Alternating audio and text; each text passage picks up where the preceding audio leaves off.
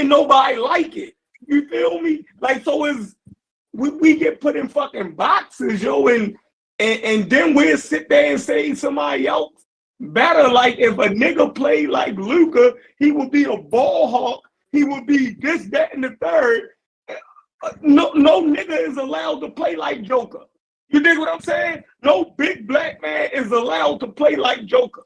They're not going to give him the ball like that to dominate at the top of the key. He can beat any. That shit ain't even possible for a nigga. And then we just call yo fucking great when he a big man who get 20-something touches a fucking game. Yeah. Like, that shit ain't fucking fair. What's the name play like that, right? James Harden, right? But the difference is, what's the name way more efficient? Luka way more efficient than Harden, especially in the playoffs. Harden be fucking up in the playoffs. But I agree with your overall point though, because that Jokic shit, white folks, they that's their new white hope. Boy, they be swearing that nigga so raw. And I be trying to explain to them, you don't understand basketball. The nigga the whole fucking offense is run through this dude. Right? Yeah, if he don't get those stats, he's actually playing terrible. It ain't no way he could have the ball 85% of the time and not get them damn stats. Exactly. You got to be exceptionally skilled too to do what he do. No, I get that. I get that. I'm just saying. If you don't play one half of the court, we on the same page. Yeah, if you don't play one half of the damn court and you got the ball the whole time, he can't even shoot for real. That's the part I didn't know. He could shoot. Bro, he can bang that bitch. Hold on. I thought so too. If you crowd him, he shoots 30% like OKC expose him. No. He shoot better than that from three. I don't know. You got the stat messed up. He actually shoot like 40-something% from three. He be banging that bitch. Yeah, but what it is with him, OKC exposed it, right? If you get into him, he don't really have much he could go to, right? And I was telling this dude, like, who love LeBron, right? These dudes I be arguing with on the internet, right? I be trying to explain to them, right? That top of the key shit that LeBron and Luka and them be doing, you gotta have skill to do it, right? But I tell them all the time, what really separate Jordan from LeBron is he could get you that 30, 33 points and not dominate the ball. Like when Phil came in and put in that triangle shit, if you go back and watch some old games from like 1990, 91, 92, 93, all the way up to 98, you'd be shocked how many times Jordan just passed the ball and run to the weak side. You're like, damn. Right, but guess what? A lot of times they would say him and Phil had a deal that all bets was off in the fourth quarter.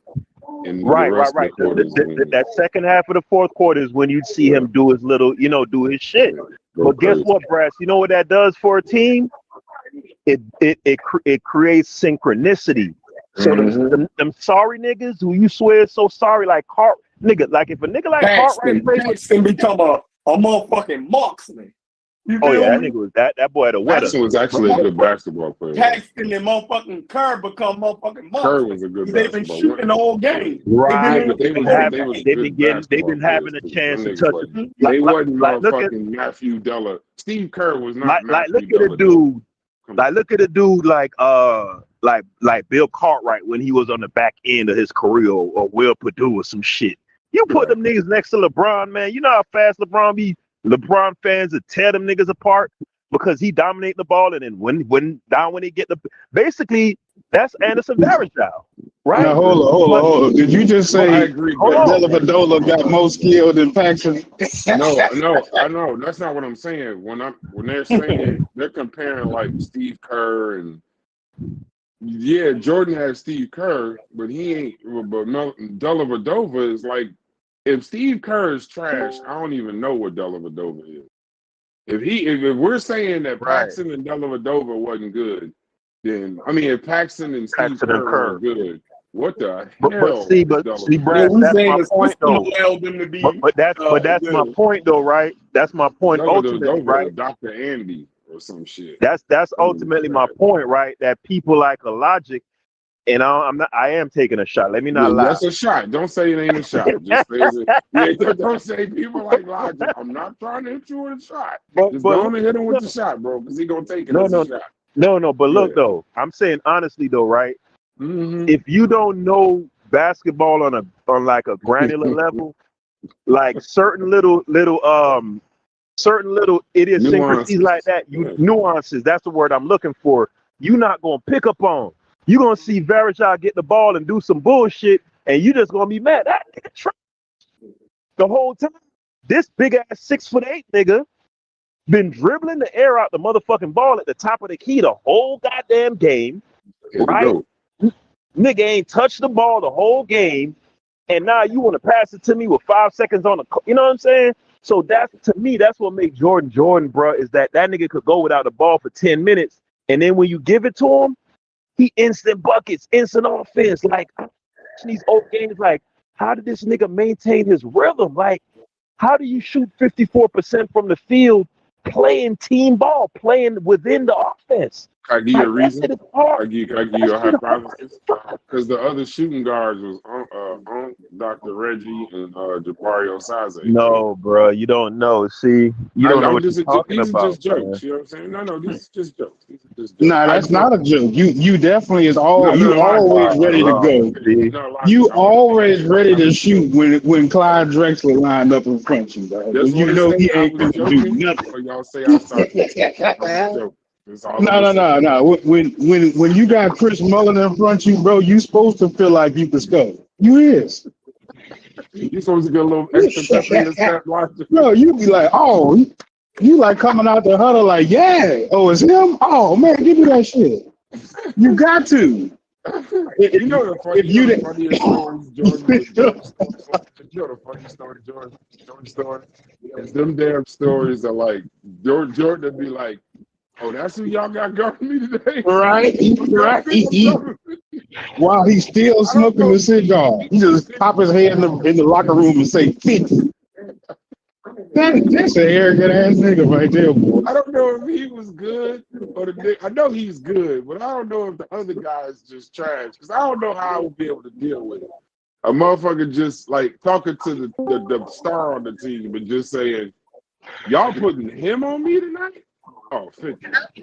And then he go and do it. Like, God, like, what is going on? Not 35, which is already a good game. 50. You know what I'm saying? Yeah, you tripping. What did he tell Byron Scott? I think that was the story. Byron Scott was like the coach or something. He walked up to Byron Scott. He was like, y'all putting him on me? Oh, 50. No question. And then went out and got 55. Yeah, that nigga cold, bro. Yeah, he was cold. He a beast for that. For that alone, he definitely a beast. Cold. He just look at you and say, 50. And then do it. But yeah, you go. Then who was the guy though? That's what I'm saying. Like, how good could the guy that was guarding be possibly? Who is the number 2? Exactly. Who is this? Exactly, bro. Was the number 2 nigga, was he able to just walk in the locker room and tell everybody to shut the fuck up and all? No. Jordan was the only nigga like that.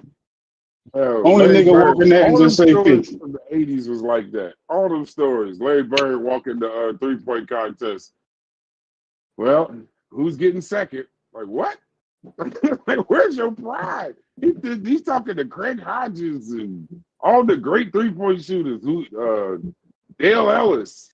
I guess y'all in here fighting for second and then go out and do it. If he didn't do it, it wouldn't be such a big deal. But right. It definitely wouldn't be as crazy.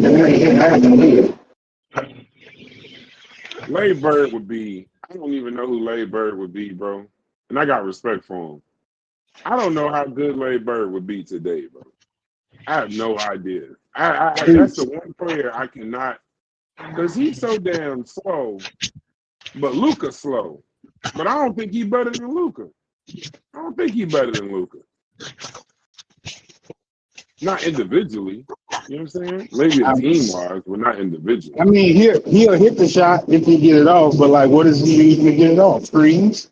Like, he got to be. Larry Bird was definitely better than Luka. Y'all crazy. He gotta come off screens, Brad. I don't want him handling the ball, but that's me. You know I ain't like that shit. Was he slow? I never really Yeah, seen. it's I can't slow. really say I've seen. I saw his stats and his stories and shit. I can't. I didn't live in that era, Yeah, so it would he be done just slow. confusing. You look slow as Bro, hell. every last one of them niggas is a pro scorer, bro. They all slow. They 2K One pro thing I like scores. about the Larry They Bird 2K though 24 is the scores. left hand game. He had a what? The left hand game by Larry Bird, where he played the whole game only shooting left hand shot, and he told Yeah, everybody before the Kobe did game that though. Nothing. that's what he was Kobe gonna did do. that. Our version No, of Larry that is Bird did that Kobe first did. though. No, we know he did it first. He was born first. I'm just saying our version is.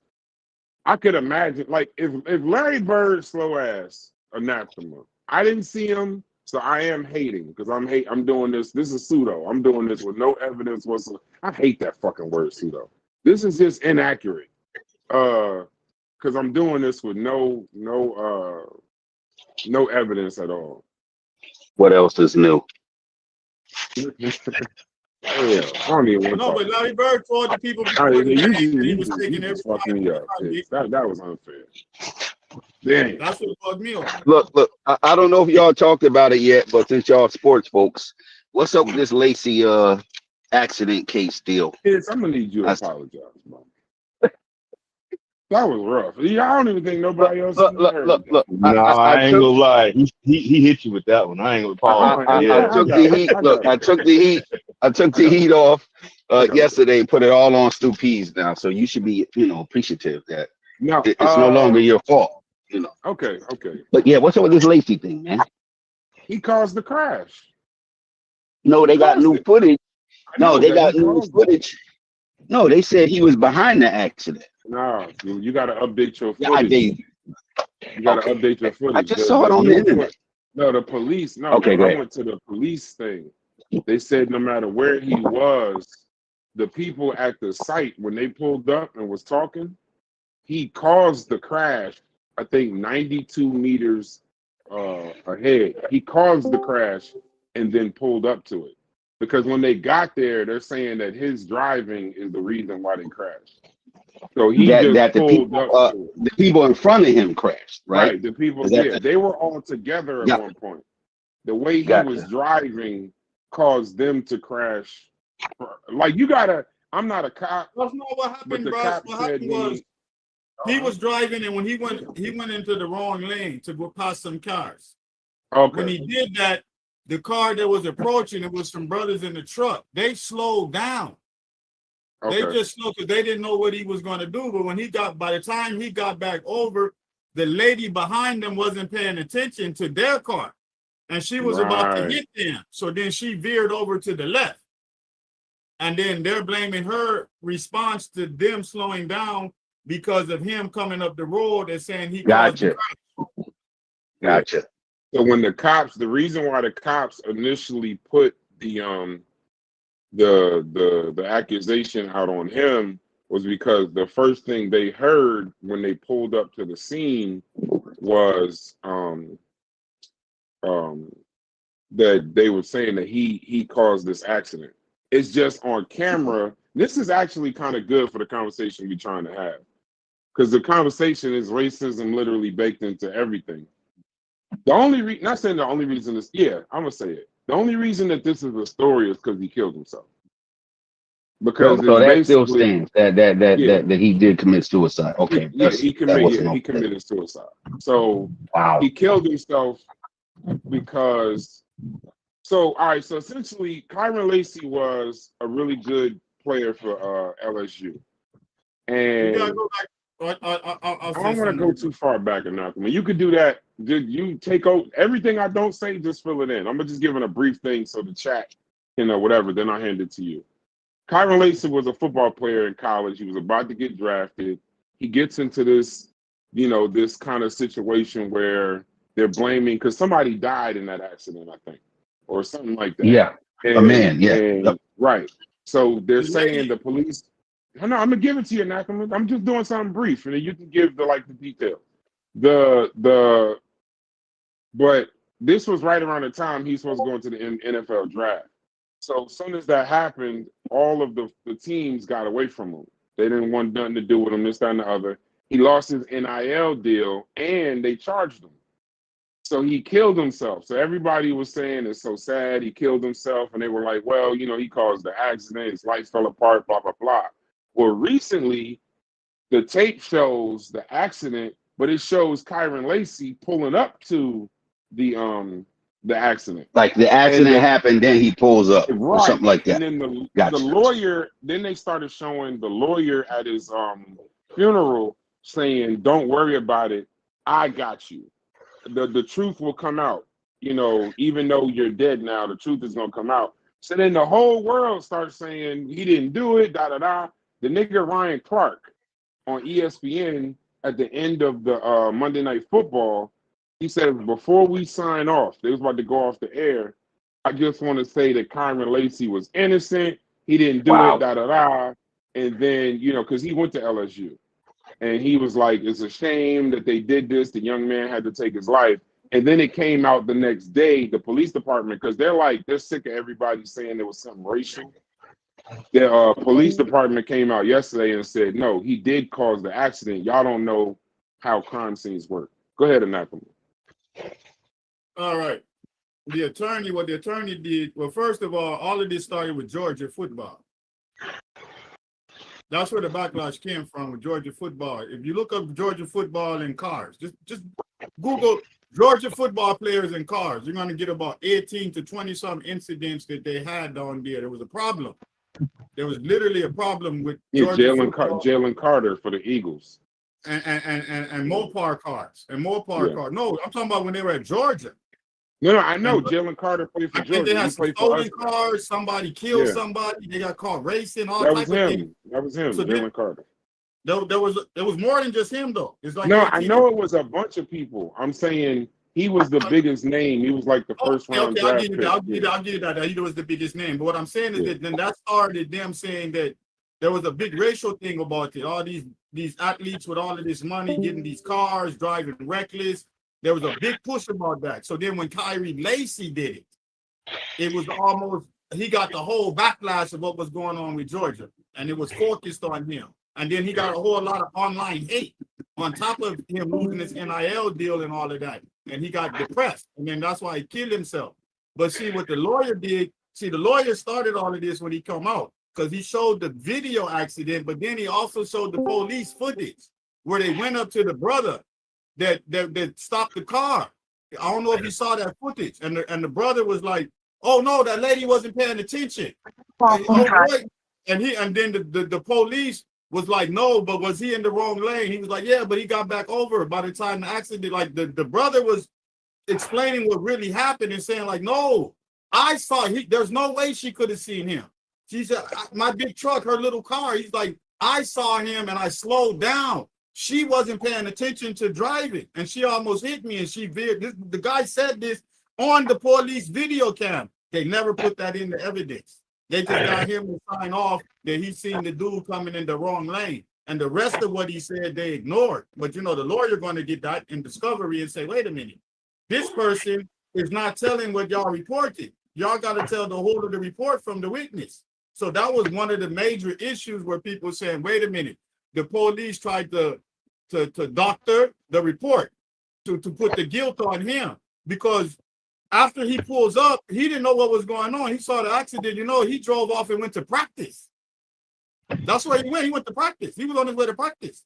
So he didn't know any of this was going to be put on him. So it's more than just the video about the car. It's also what the police did in the follow-up when they were getting evidence that the lawyer, because it's a whole video where the lawyer talks for about 30 minutes and he lays the whole case out. And if you see that, because I saw the police thing, see what happened with the police thing is when the boy that got caught, the one boy, Grover, they had a press conference out here. And the police and one of the reporters was like, fuck Grover. He asked him about Kyren Lacy.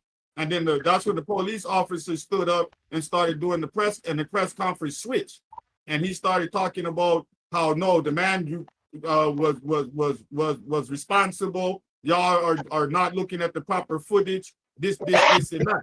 And that's how that came about. That's what I wanted to add to it, Bryce. That's all I wanted to add. I don't know if I missed it, but why was why was they chasing him in the first place? Or like, were they chasing him, or he was just driving fast? He was driving and people were slow. It was like 3 cars slow in front of him. It was like just 2 lanes, and there was there was supposed to be no passing. But he was behind them, and he just, I'm gonna dip around them real quick and get in front of them, and that's what he did. Gotcha. And then the car. So basically, he reckless driving, pretty much. Yeah. Gotcha. And caused the accident that killed somebody. Well, they're saying that he caused. Well, they're saying, yeah. They're saying he made them respond the way to his reckless driving, which caused the accident. So here's my question, Anathema. So, because I haven't looked into this case too much, but what I have read, I read that the accident ended up happening about 70 yards away from where he was, right? So how does that? How does that factor in? How could he be that far away if his actions led to the accident? And it's 70 yards. And hold on. From what I've read, it happened 70 yards in front of him.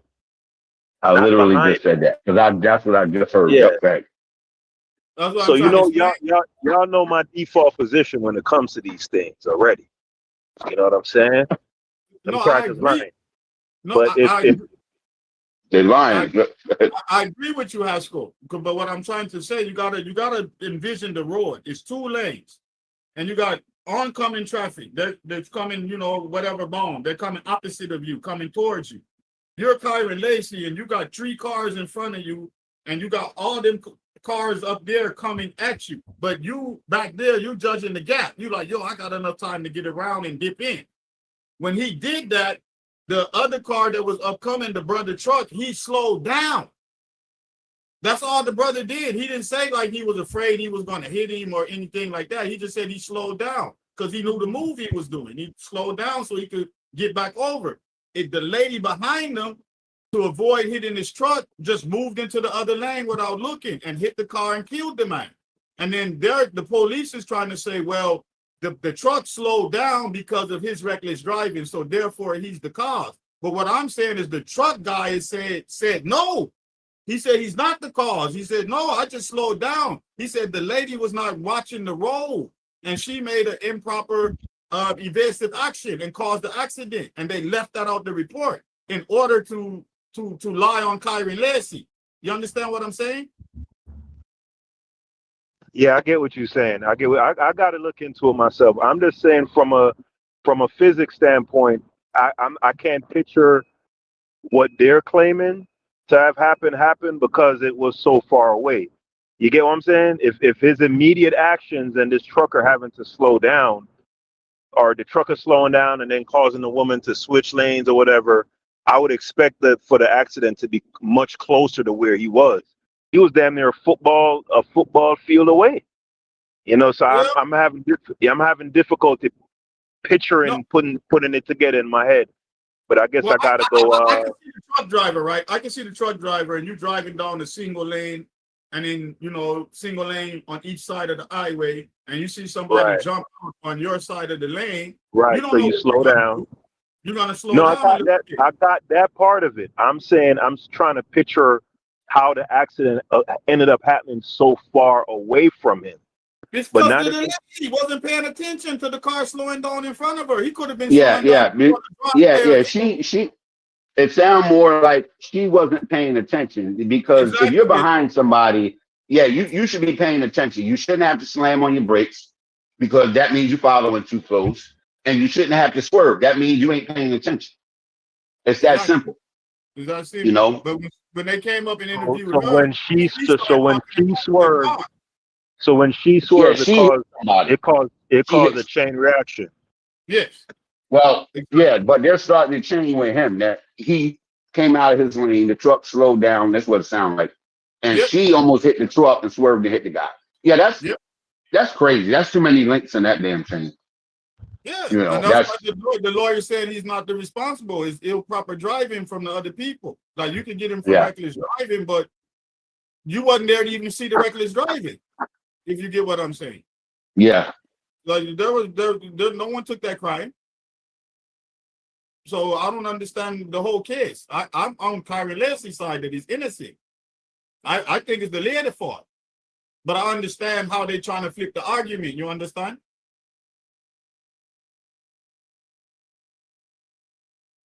Because what they're trying to do is say, like you said earlier, his reckless driving and their reaction to his driving caused the accident. And they're trying to put it on him. But I say, no, it's the lady's improper driving.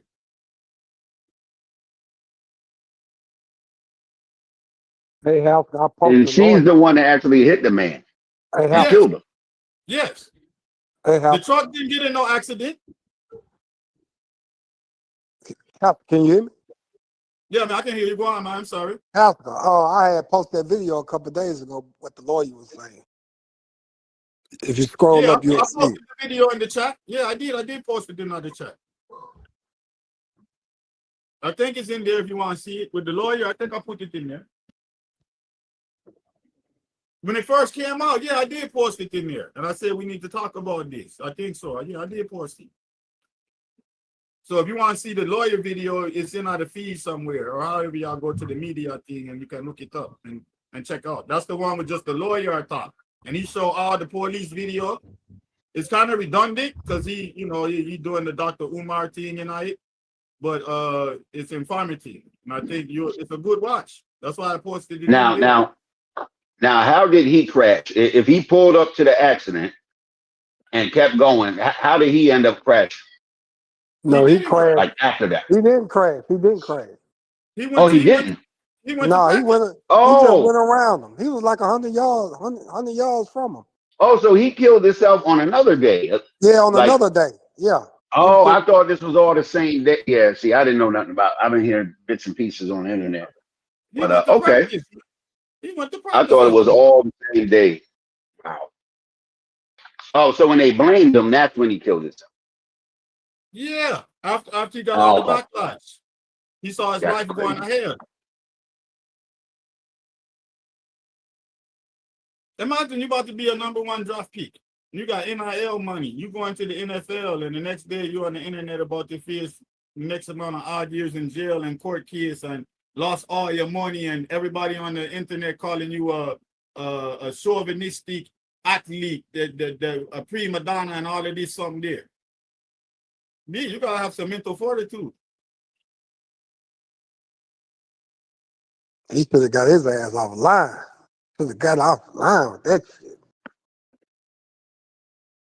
Yeah, because it's a thing with the Mopar car too, all the charger and that, and the youth running around, running from police, and you know what I mean? It's a big thing with that. It's a whole culture.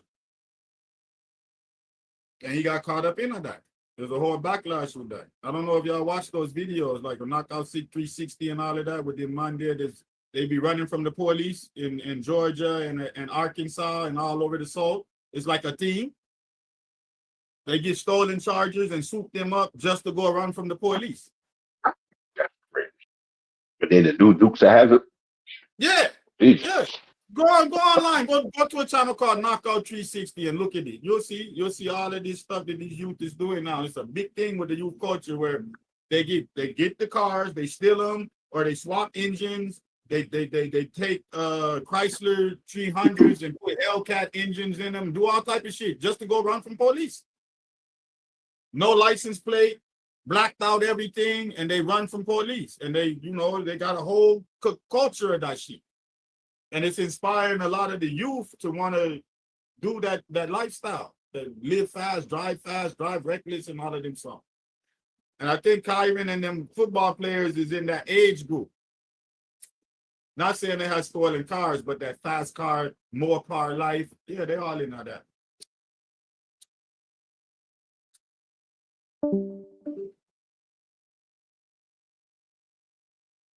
Yeah, the Kyren Lacy is a very crazy story. And I know Louisiana, they're going to fight. Like, they're not going to give in. The police force, they're going to fight. They're going to hold that narrative. They're not going to give up that. They're going to stand strong. That's how Louisiana, they don't play. They're serious with their racism down here.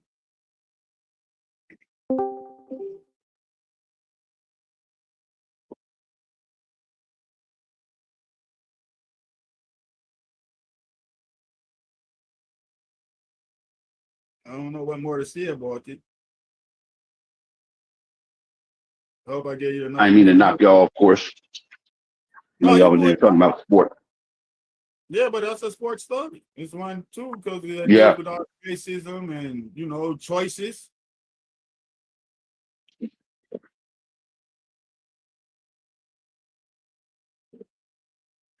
Wow.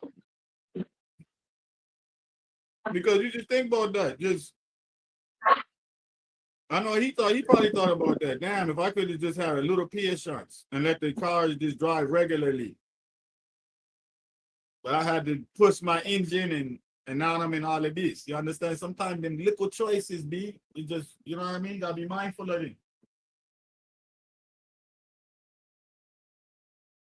And you already in the Hellcat that's stereotyped. Yes. Right? That's what I'm saying. Yes. You're already into that and you know this. Like you're aware and of it's it. green, it's bright green. Wasn't it bright green or something? Bright green. Yeah. And you a star athlete.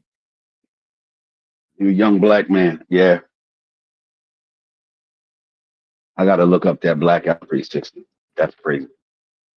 But you know what? It's no different than say the 70s when people used to race the muscle cars on side streets and they wasn't running from police. They were racing.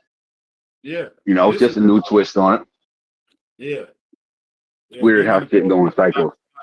Even police got like Hellcats and shit now to chase them. You know that, right? Like certain police stations, they went and got these same cars to chase these guys. They must be highway, because that thing can't hit no turns and shit like that. State troopers, and then you got Clayton County Black Hawk Squad.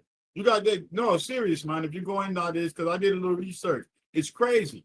And the young police. See, I'm thinking of a city format where it wouldn't work. You said down in the South, so yeah, it's probably more spread out. They got longer roads. I'm like, ain't no way a Hellcat is getting away from shit around here. Nah, it's out here, and it's on the highway mainly, and they run from them. It's just what it is.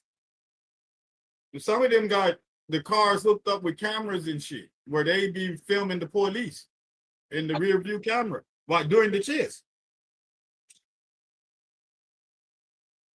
So they go right to the police. They don't even get the police a chance to find out what they doing to chase them. They just go fucking with the police. They drive by the police doing like 120 already. The police. They're like, let's just get to it. This how it's going to end up anyway. So let's just get to it. Let's just get to the chase. That's crazy. Man. Cut to the chase, literally, right?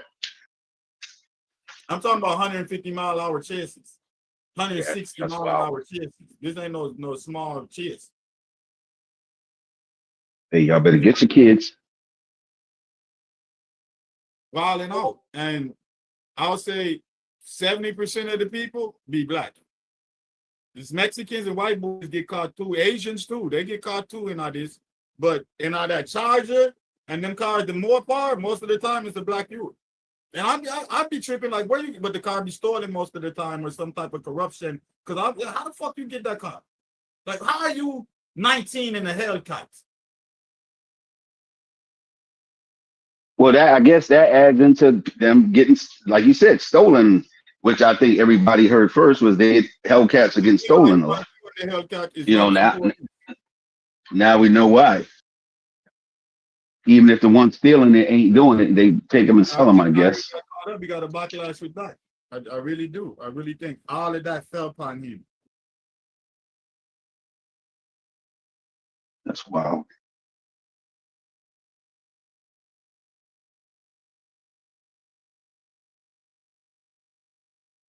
Where Fetty at? It's Fetty generation. They're out of control. But yeah, that's a big problem though, for real. And it's in all the states too. It's not just, you know what I mean? It's in all the states with the youth.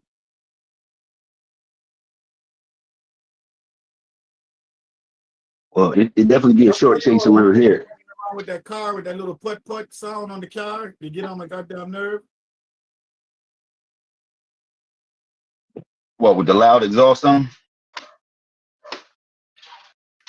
Hey, don't you be talking about the four bangers. Don't you be talking about the four bangers. My son had a Subaru WRX STI. That was his first car. I told him, get it out your system now. I think it was. I don't even know if it was a 6-speed. It might have been a 6-speed. I forgot what's in them. But Let's yeah, not hate that's it. what he wanted. Let's not hate on the 4 bangers, goddamn it. Come on now. He said the pup sound.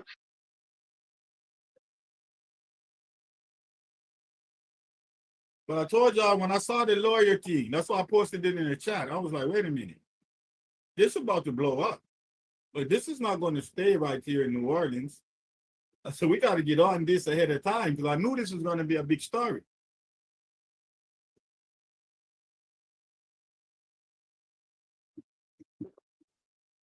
And I get, because Haskell look at it like I did when I heard it. How you cause an accident up in front of you? That's, I know on the surface it sounds crazy, but still, if someone's swerving, but like you said, the guy didn't swerve. The guy in the truck didn't swerve. Out here too, I should tell y'all that because I'm watching the news to see what they're gonna say about the boy, the Grover boy. So they did a little news report, do all of that, and then when the state police got up there to say his thing, I swear one of the reporters, like another reporter, asked him about the Kyren. He responded to that. I mean, he asked him about the Lacy, the Kyren Lacy thing. He responded to that. Then the next reporter, no, he asked him about the first one. Asked him about the Groves thing. He responded to that. Then the next reporter immediately said, "All right, but what about the Kyren Lacy? Is he innocent or not?" Some question like that. Yeah, you should have seen the trooper fierce. I wish I had the video. I don't have the video, but if you can find it, it's called the Fox News report in Louisiana. It's on the channel 8 down here, but it's the Fox News down here. It was on their report. So then that's when the policeman came up, and his face when that reporter asked, you should have seen, like he got angry. His whole posture changed, and he slammed his hand down. And he started going in like he did cause it. You don't know what happened. You don't understand investigations and blah, blah, blah. I was like, oh, it's going down. This New Orleans. They're not going to play. I said, the police is being adamant. I said, oh, okay, this is going to go into a civil case or something, but this is not going nowhere. We got to get on this story. We got to stay abreast of it. And they got the footage of the cop telling the lady to say that it was the Charger or something, right? Yes. They got his camera. He's telling the lady, make sure you add in there, or make sure you say that it was the Charger or something else, or its fault or something. They got his body cam. On that the video, lady, I guess that's the one that hit the guy, right? That lady who he's talking to. Yes. On the video, the lawyer shows you all of that on the video I posted in the chat. That's why I said you gotta watch it to the end because he's being redundant on purpose. So he's gonna repeat the whole part about the accident first. He's going to show you that video like 3 times, like a Umar, and talk about the footage and how there was no way. Then he moves to the body cam. And he does the same thing with all the body cam footage. That's why the video is so long. But if you watch it, you will understand his rhetoric and because after he repeats, he adds a little more each time. You understand? Because he's trying to, I guess, do the Umar, drive the point home, give you the 3-time repetition. So when I watched it, I said, oh, no, this is a solid argument. Like this, the man is innocent. It's the lady fault. And it's police cover-up fault. And then when you get to the police cover-up, that's when you get to the racism, you get to the whole concept of who's driving these type of cars, the police dislike of these cars, the racial stereotype about black men that drive these cars. Because maybe you just like the car. You're not necessarily one of the Mopar niggas, but because you're black, you're going to get associated and affiliated with that. The most negative aspect of whatever we do is what you get affiliated with, right? So yeah, that's when all of that come into context now. Because there's a reason the police is so adamant. Well, they're saying he was doing 80. This is on ESPN. He was doing somewhere around 80 in a 40-mile-per-hour zone and trigger. Hold on, let me read before that. There's no dispute that the green Charger that was driving at a very high rate of speed, passing cars in the no passing zone, somewhere around 80 miles per hour in a 40-mile-per-hour zone. triggered the remainder of the events. So they're saying, they're making it sound like when he was passing them cars, he was doing around 80. Oh yeah, he was flying What? to get around you. That's no lie. They Oh, already said I'm guessing now hold on. If there's only 3 cars in front of him, right?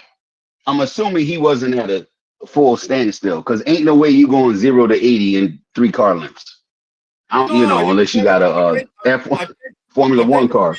I think the speed limit is like 35, 40 miles an hour on there, and he pushed up to But 80. hold on. What I'm saying is when he pulled up and the 3 cars were in front of him, he didn't stop. He just swerved over into the left lane. That's what they're making it sound like. I'm thinking he was sitting in traffic and said, "Fuck that, let me go around him." But it was only a few cars in front of him. No, so it just looks like he seen him up ahead. He swerved over to go around him or whatever, and then okay. So I'm like, how you get there? That he was speeding and he slowed down when he came up to them, and then he jumped back around them to get in front of them so he could do his thing again. And then, but the accident happened. That's when he pulled up, slowed down, and just went on to practice. I think he was just in a hurry to get to practice. I don't even think he was out joyriding or any of that. He was probably late for practice, to be honest with you. Yeah, but how they have it written, it looks like he was passing those cars going 80. It says he was driving at a very high rate of speed, passing cars in a no passing zone somewhere around 80 in a 40-mile-an-hour zone. So I don't know how much slowing down he did if he was doing 80 when he went around. Goddamn, what was he doing? 100? I think that's the footage they're trying to find is.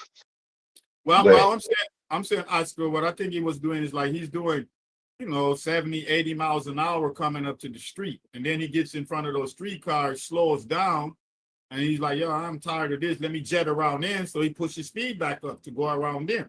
And then, get back in the gap. I think that's what they mean, if you know what I'm saying. I don't think he was just doing 80 and came around him and went to do 80 again because of the nature of traffic and the highway. I think he just, looking for those gaps and dipping around people. And then flying. Put that shit in there. That's only got 2 numbers in there, 80 miles an hour and 40 miles an hour.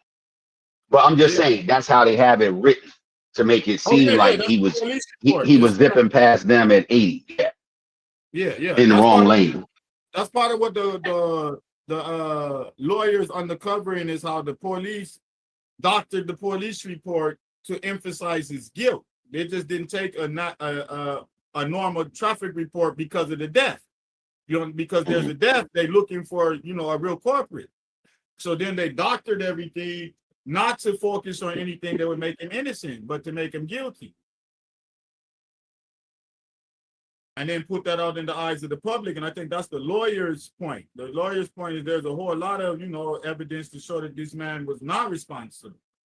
And how come that hasn't been disclosed?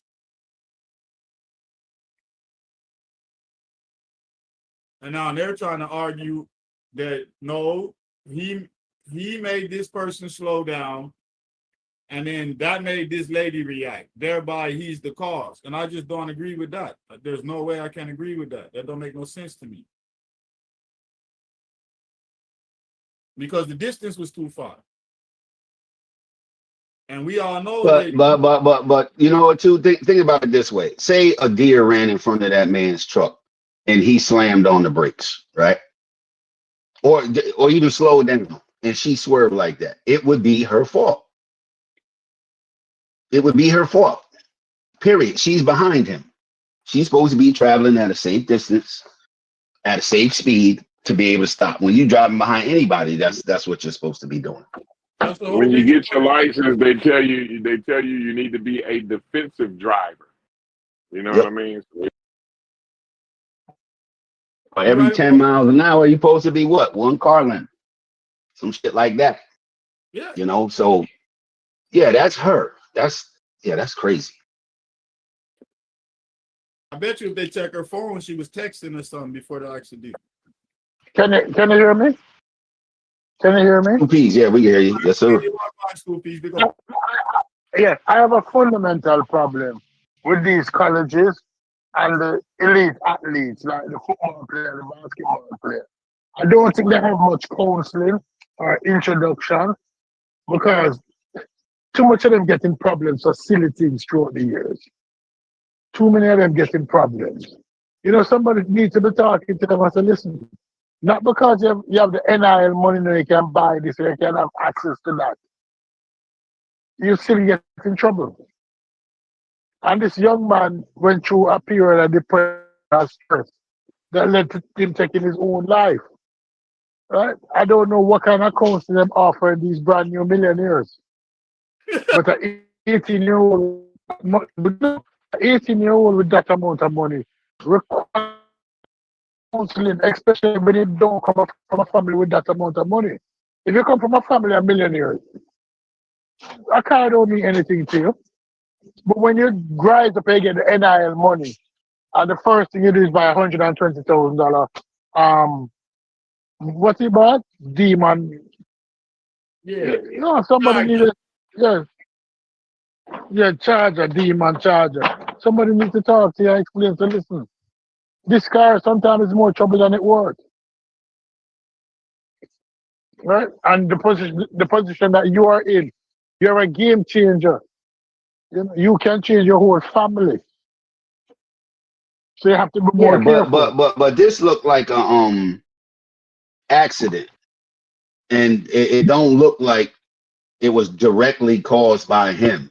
Now, if the guy in the truck would have swerved, hold on. If the guy in the truck would have swerved and hit somebody because you see the Hellcat coming towards you, that's different. Or the Hellcat's in the wrong lane, that's different. Somebody behind the guy in the truck, I doubt she saw the Hellcat in front of the truck if she's in the car, you know, or whatever. So she like that seems like driving 101. If you're behind somebody, you're obligated to drive at a safe distance and speed at all times, whether they're going speed limit or not. Because you're behind them. We come back to last night conversation about wearing the armor. A Negro is never protected. Never. Even when he's in the right. Even when he's in the right. Because his car came up to the scene of the accident like 5 seconds after the accident. In car time, that's more than 100 meters. So he wasn't close to them. But a Negro is never right. Never. Even when you don't have anything to do with it.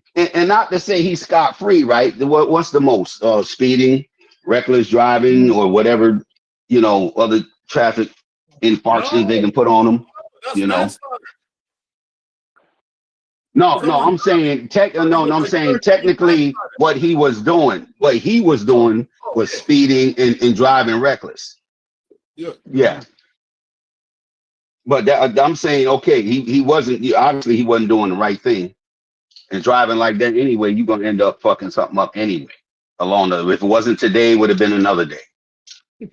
But yeah, that it's only a matter of time when you drive wild like that. So I agree with Stu Pease too. And these are you don't want to call them kids, you know, they're young people. Yeah. To us, they're kids, but you know, it's how can and then too, if you're gonna do the chain reaction shit, you've been everybody in that scene could have said something and been suing everybody. Yeah. You know, okay, he was speeding because he was late to practice. Why was he speeding? Well, why was he late? Because Dunkin' Donuts took too long with his coffee. Fuck it, we suing Dunkin' Donuts. They're the reason he's speeding. Like his latte was late or some shit like that. So it's that's crazy. Yo, I hit school peas in high school. You know what I just thought about? If you driving, just think about this. And it's a 1-lane highway on each side with no passing. And you're about to have an accident, do you turn left where there's traffic, or do you go off to the right in the ditch or the side of the road where there's no traffic? You go towards where there's no traffic, you turn to the ditch. You go to the ditch. So why would you go to hit somebody? She couldn't have been paying attention.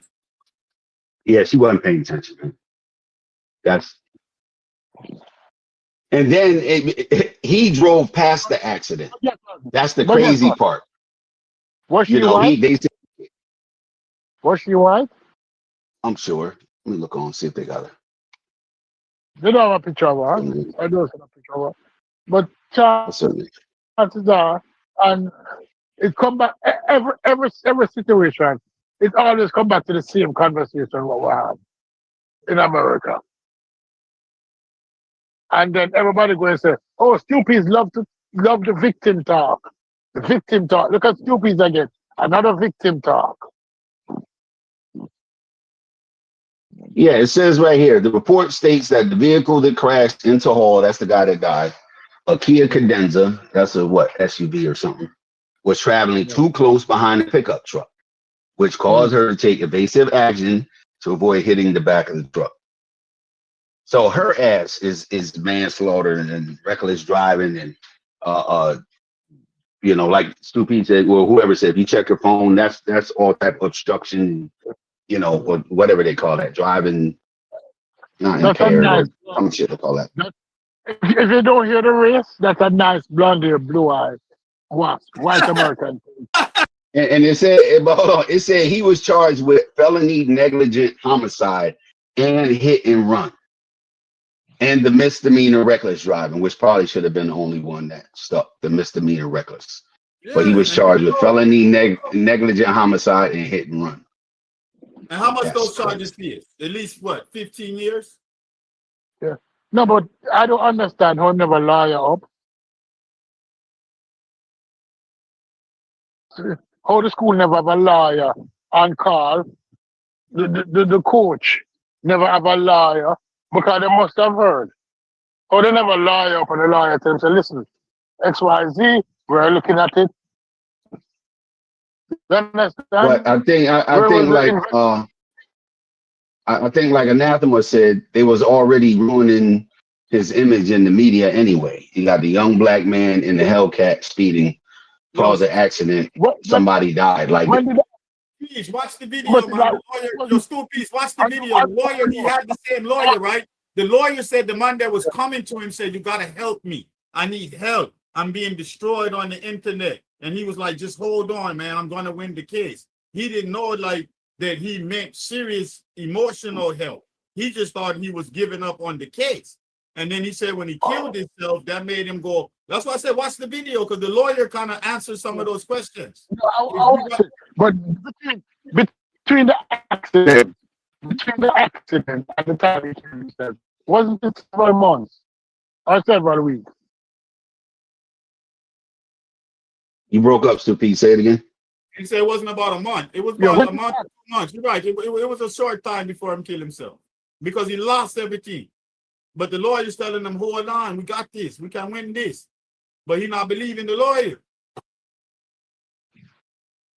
And the lawyer kind of explained he didn't think like it was an emotional thing with him. He thought it was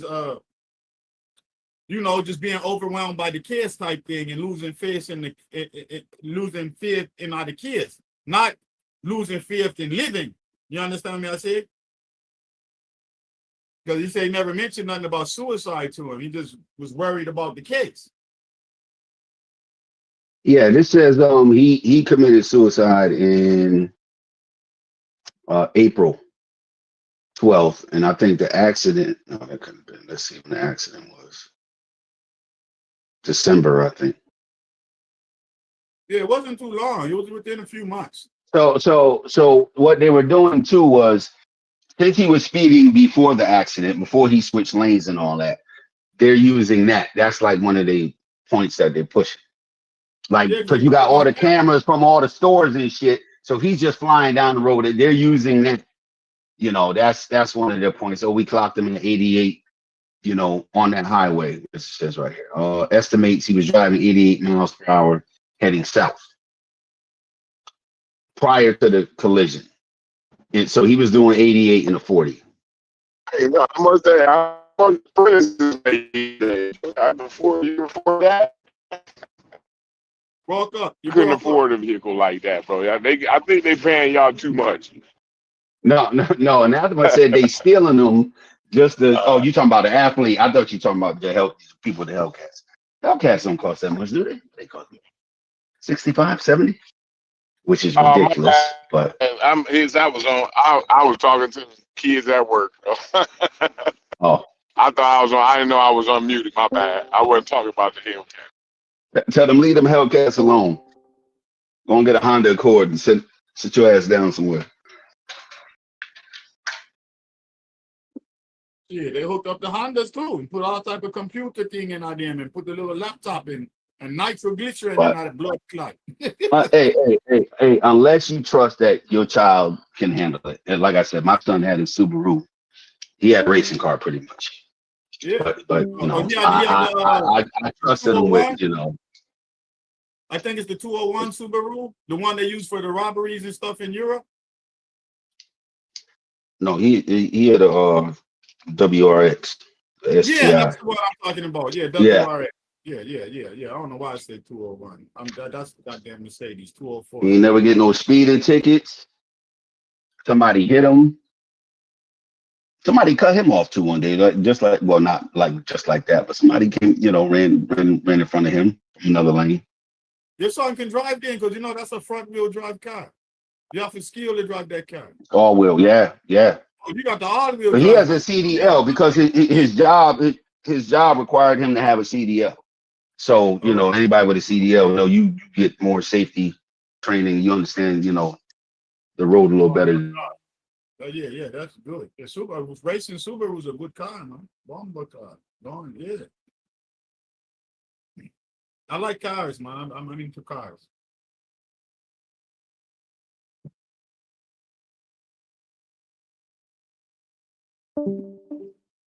I race in my little Benz. I got a German racing chip in it. I pull up on. I can't beat no Hellcat, but if you got like a RT or SRT, I'm gonna give you a smoke. You're gonna be like, yo, what's in that? I'm gonna be like, hey. I got something in I eat. Yeah, don't worry. We ready for you.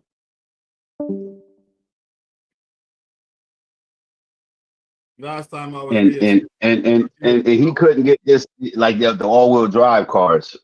You can't get the wheels to spin, which is crazy.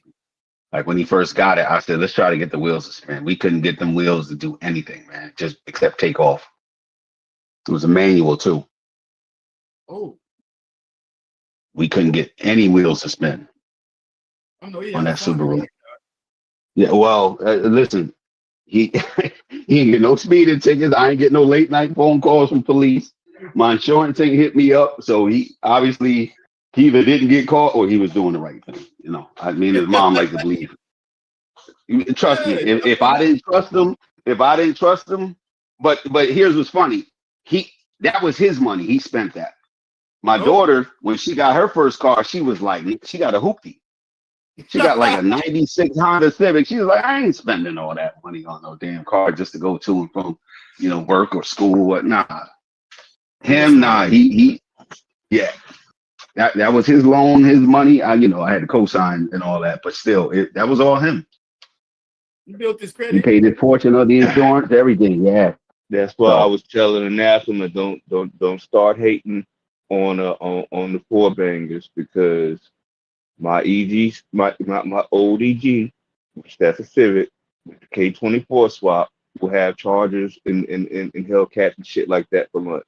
Like it's I've raced the with the Scat Pack too, and 80's ass up on 80, going the whole way. So yeah, don't be hating on those four bangers. Don't they got an electric Challenger or something out now? What is that? The all electric one? Is that a Charger Challenger? Oh, I'm not sure about that. Yeah, they got an all electric.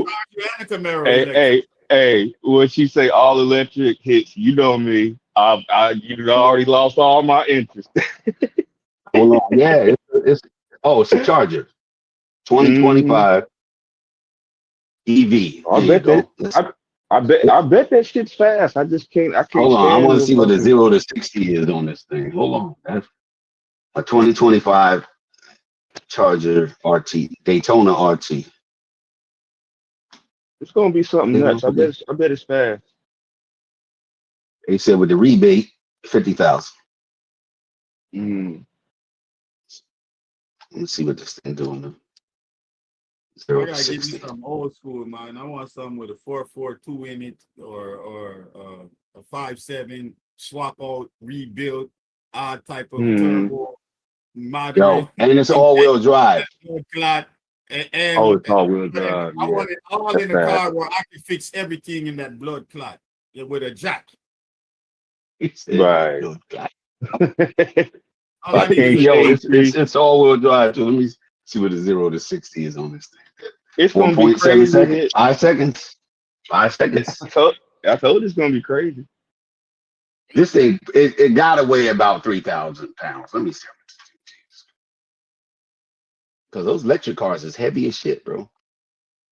that You battery. definitely don't want to get hit by one of them. Let's see. Wait. That battery thing is crazy because one of my brethren, he bought a Tesla. It was a used Tesla, like a 2 years later, but he had a good Tesla, Marco. And Nah, yo. 6 years, his battery went out, 11 G's. That's what? Yo, guess how much this thing weighs? I bet y'all can't guess.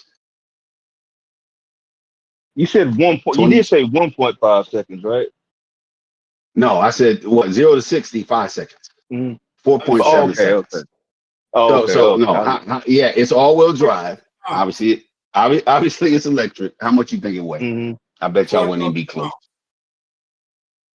How much? I'm gonna say 4,500 pounds. Smalls. I think that's a good. I think I'm gonna go around 4,000 because you got that battery and that should be heavy, bro. Yo, if I told you it's almost a commercial vehicle that you could write off. Oh shit. 5,700 pounds. Damn. Ain't no way in hell, bro. Fuck that. 5,007. That's 2 cars for anybody that know cars. That's 2 like Honda Accords probably. That's crazy. Jesus. And it's still 5 seconds. And it's still 5 seconds 0 to 60. They trying to kill people out here. So you got something 0 to 60 that weigh almost 6,000 pounds flying down the road. Yeah, all right. Yo, you can put a commercial plate on that. Yeah. I think here 6,000 pounds is like the limit for commercial. You put some luggage in the trunk, you at 6,000. You put your vacation luggage in the trunk, you got a commercial vehicle. Good Lord. Crazy. That's too much, man. You're not. What's the distance of the travel? Like how long? It's gonna be shitty. It's gonna be shitty. It's gotta be a small range. And then you got to think about it like this too. Whatever he's going to look up, it's going to be, just average driving. It's not going to tell you what the range is. 300 miles. Yeah, 300 miles. And we all know that's based off you doing the actual speed limit. Right. At all points when you travel. Yeah, that's 300 miles. Not driving it like what it is. That's if you drive it like granny. 456 horsepower. Yo. Like none of this makes sense. It's 6,000 pounds. It's all-wheel drive. It's electric. It only goes 300 miles. Like who's buying these? Like I can't figure a scenario where that's trash to me. I don't know. I don't know. Is there a regulation with that though? We're gonna move to these electric cars and we're only gonna have a certain amount of range because then that limits how far you can drive. Because we know, like, you got a gas car, they know the range, but you get a little more than out of the gas car than you do out of the electric car before you have to stop and refuel.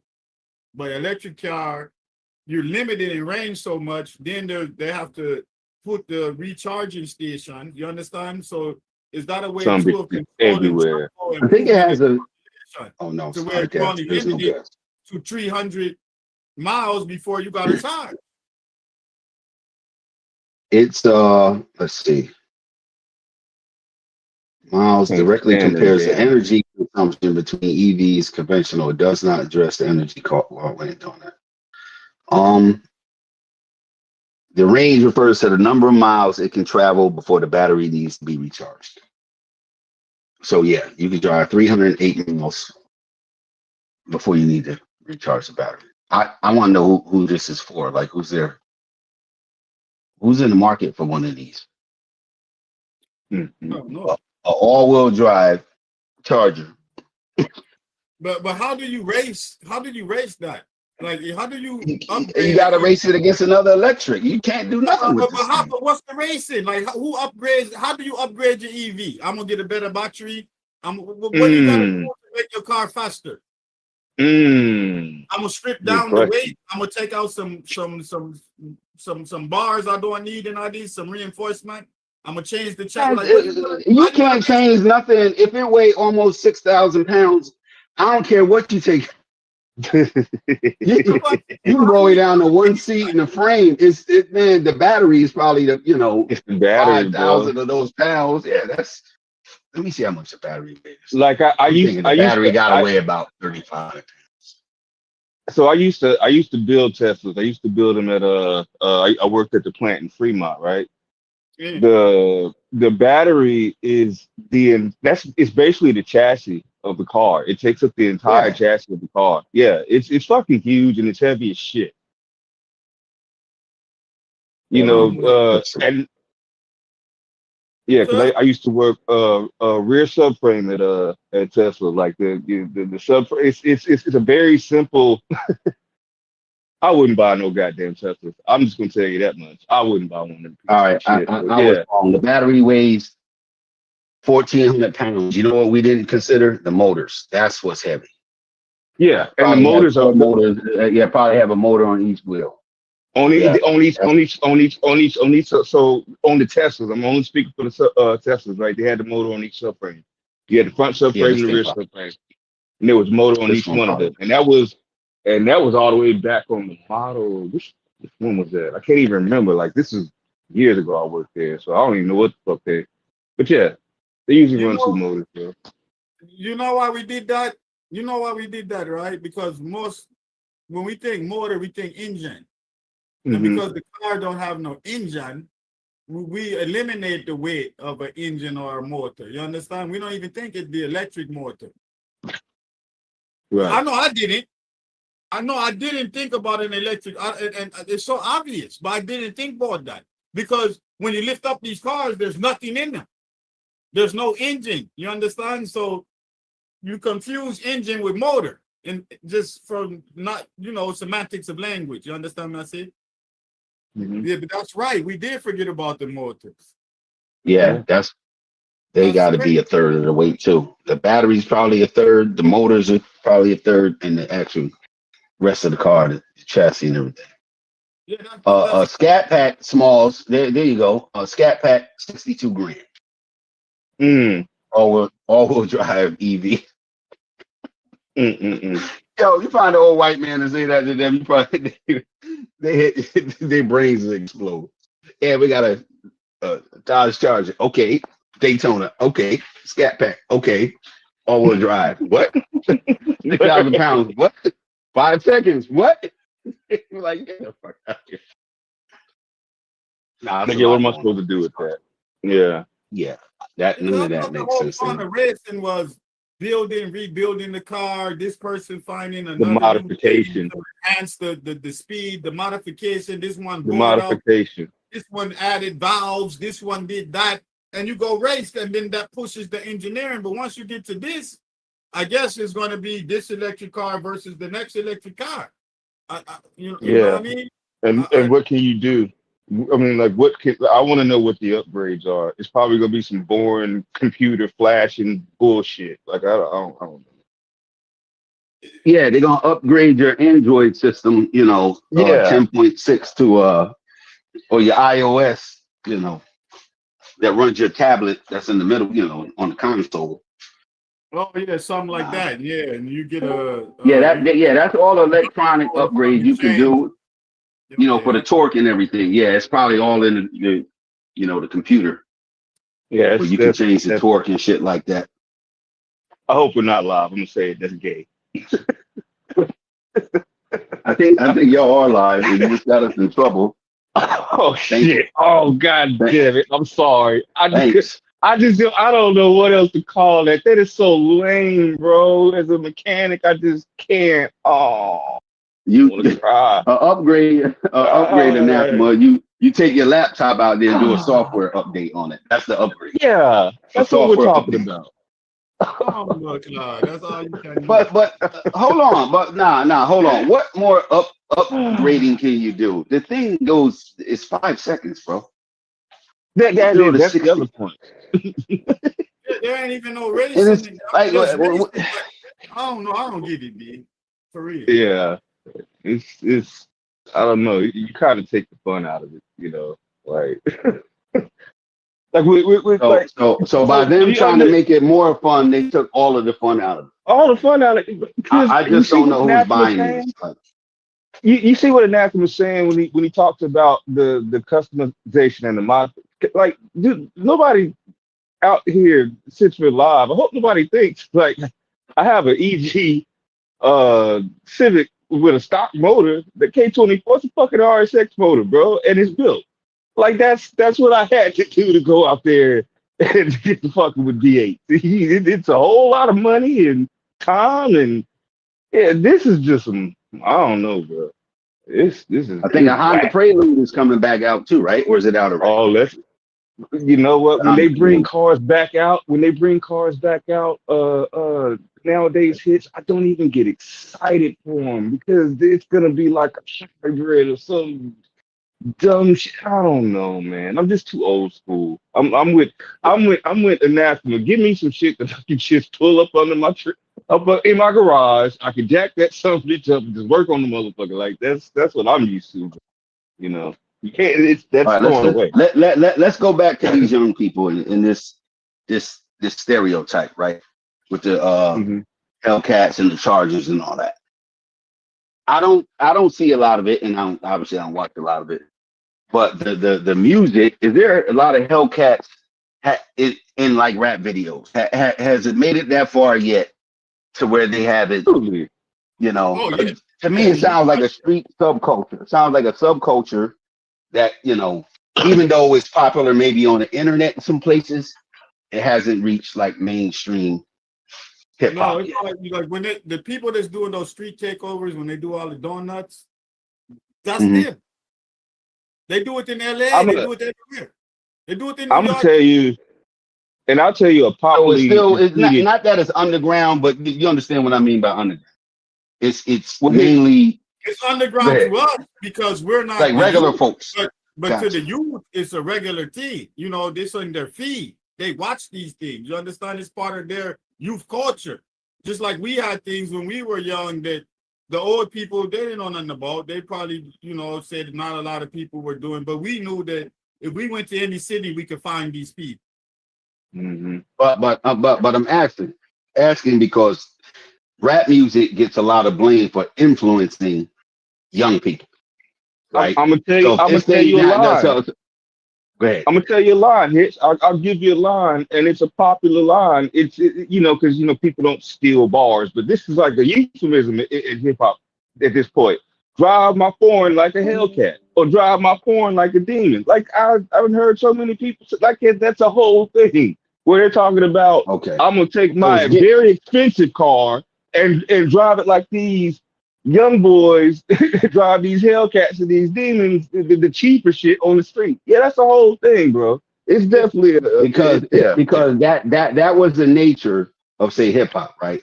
What's going on in the street ends up bubbling up and gets, you know, to the rappers. Then it went to a point where it was the rappers, whatever they were doing, whatever was pop culture, bubbled down to the streets or ended up out in the streets. So right now, that sounds like a subculture.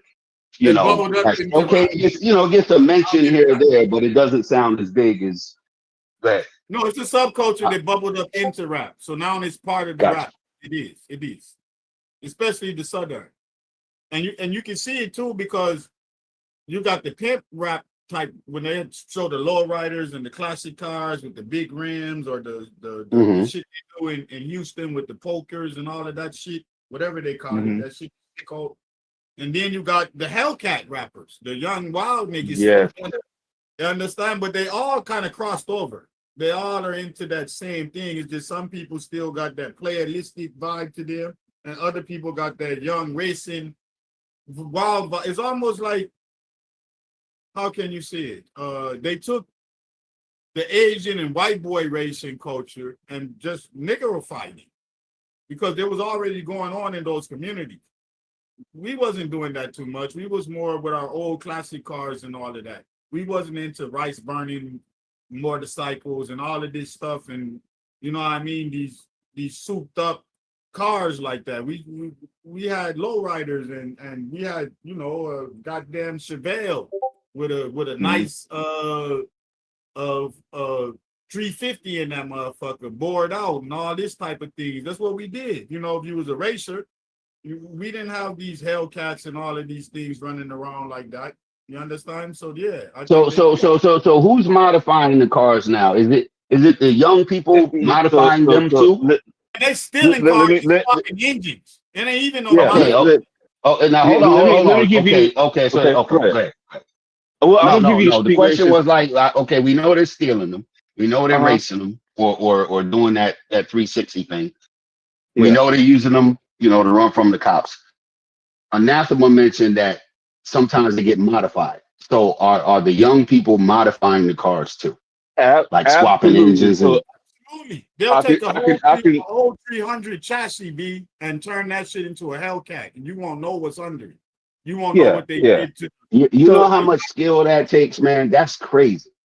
The street, those cars right now, hits right. They're not in that range of non-shade tree approachable yet. They're not there yet, right? So like the street racing culture that goes on in California, and I used to street race. I don't anymore.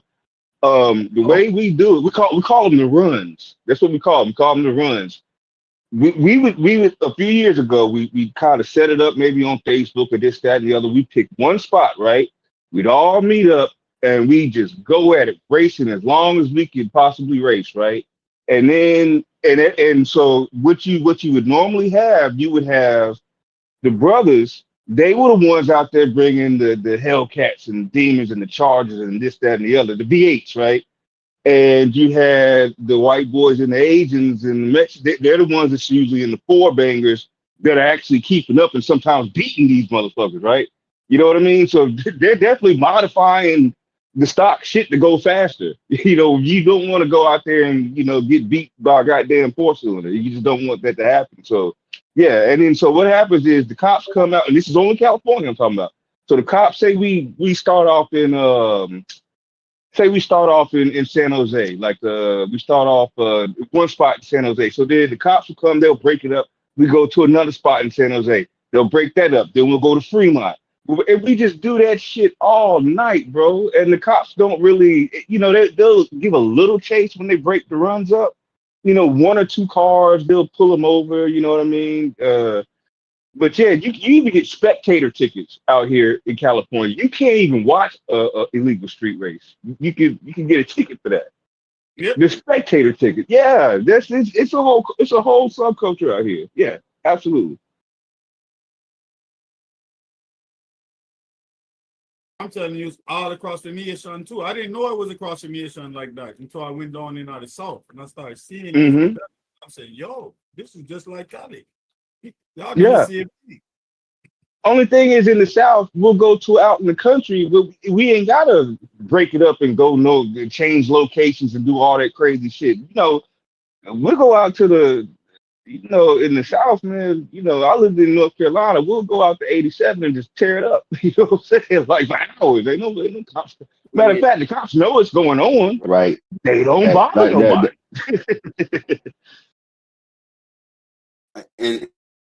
And people probably have skills and talents. They're learning hydraulics, pneumatics, welding, body.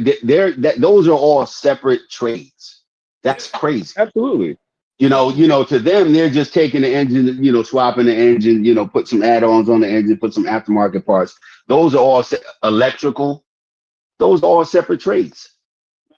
Absolutely. You know, put different gears inside the transmission. Ratios, yes. Ratios, yes. And you can't just go to upgrade. And someone may, right, okay, you know, it's just that they're doing it blindly. No, if you're spending money on parts, right? No, You're you not can't do doing shit blind. anything blindly. Yeah, you're not going to just throw it in there and test it out and just destroy the car. No. No, these young people, They they know may to not realize, they know to go put that car Listen, on but those are all a separate trades. dynamo. A dyno. They know to go put that on a dynamo and get the whole Yep. right. metrics of that These whole. kids are changing the displacement of the end. Do you know? Yeah, that's crazy. You Yeah, have yes. that's crazy. That's major. That's Yeah, it yeah. is. Those are all Yeah. talents that they can make money off, open their own shops, above board. But because a lot of them are young, you still get the teenage angst, and peer pressure, and they're young people. You tell them some shit like that, they're like, I ain't worried about it. I just want this energy. Yeah, do you know what you just did? You can make 300-400 grand a year doing that. Facts. Because Even designing parts. They have 3D printers now. These young people can design their own parts. Design parts. And where does it start though? Shefford showed us where it starts, because that shop that he showed us, that beautiful shop that he showed us at that high school he went to, that's how my shop was at my school. We didn't play. I was swapping motors in high school. I built my first mini truck in high school. We as a matter of fact, we were allowed to, once you had shop and once you had your license, you could, because our shop wasn't even located at the actual school. I went to Walter Williams High School. The shop was at Sellers Gun, which is across town, right? So we would get to drive our cars to the shop to go work on them and then drive back. They trusted us enough that I know they wouldn't let kids do no crazy shit like that in 2025. But yeah, that's I started doing this in high school at 16 when I first got my license. Have that here too. We had body shop, we had welding, we had auto mechanics, and you take it for the last 3 years of your school, and you can leave a certificate. Cosmetology, like everything is here. Solar, and you name it, they have everything here. But my first kids, car. How do you get them to realize that you can actually, not the ones that are in the shop?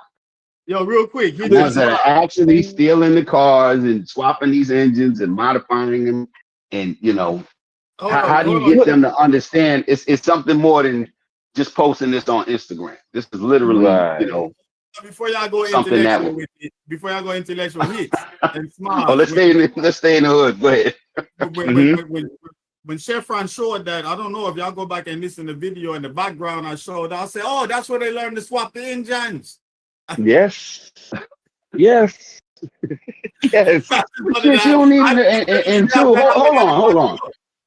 Yo, you need tools, you need money, you need a lot of things. You're just not modifying, so anything that's surrounding these young people to allow them to be able to do that. Whether it's 3 or 4 of them getting together, pooling their money, doing some illegal shit, doing some legal shit. It's still the most prevalent part is the talent and the skills that they're learning. They don't realize that those are like actual skills. Actual skills that can, Because here's the thing. Hits. I have my ASC certifications. It's a backup. I'm a truck driver.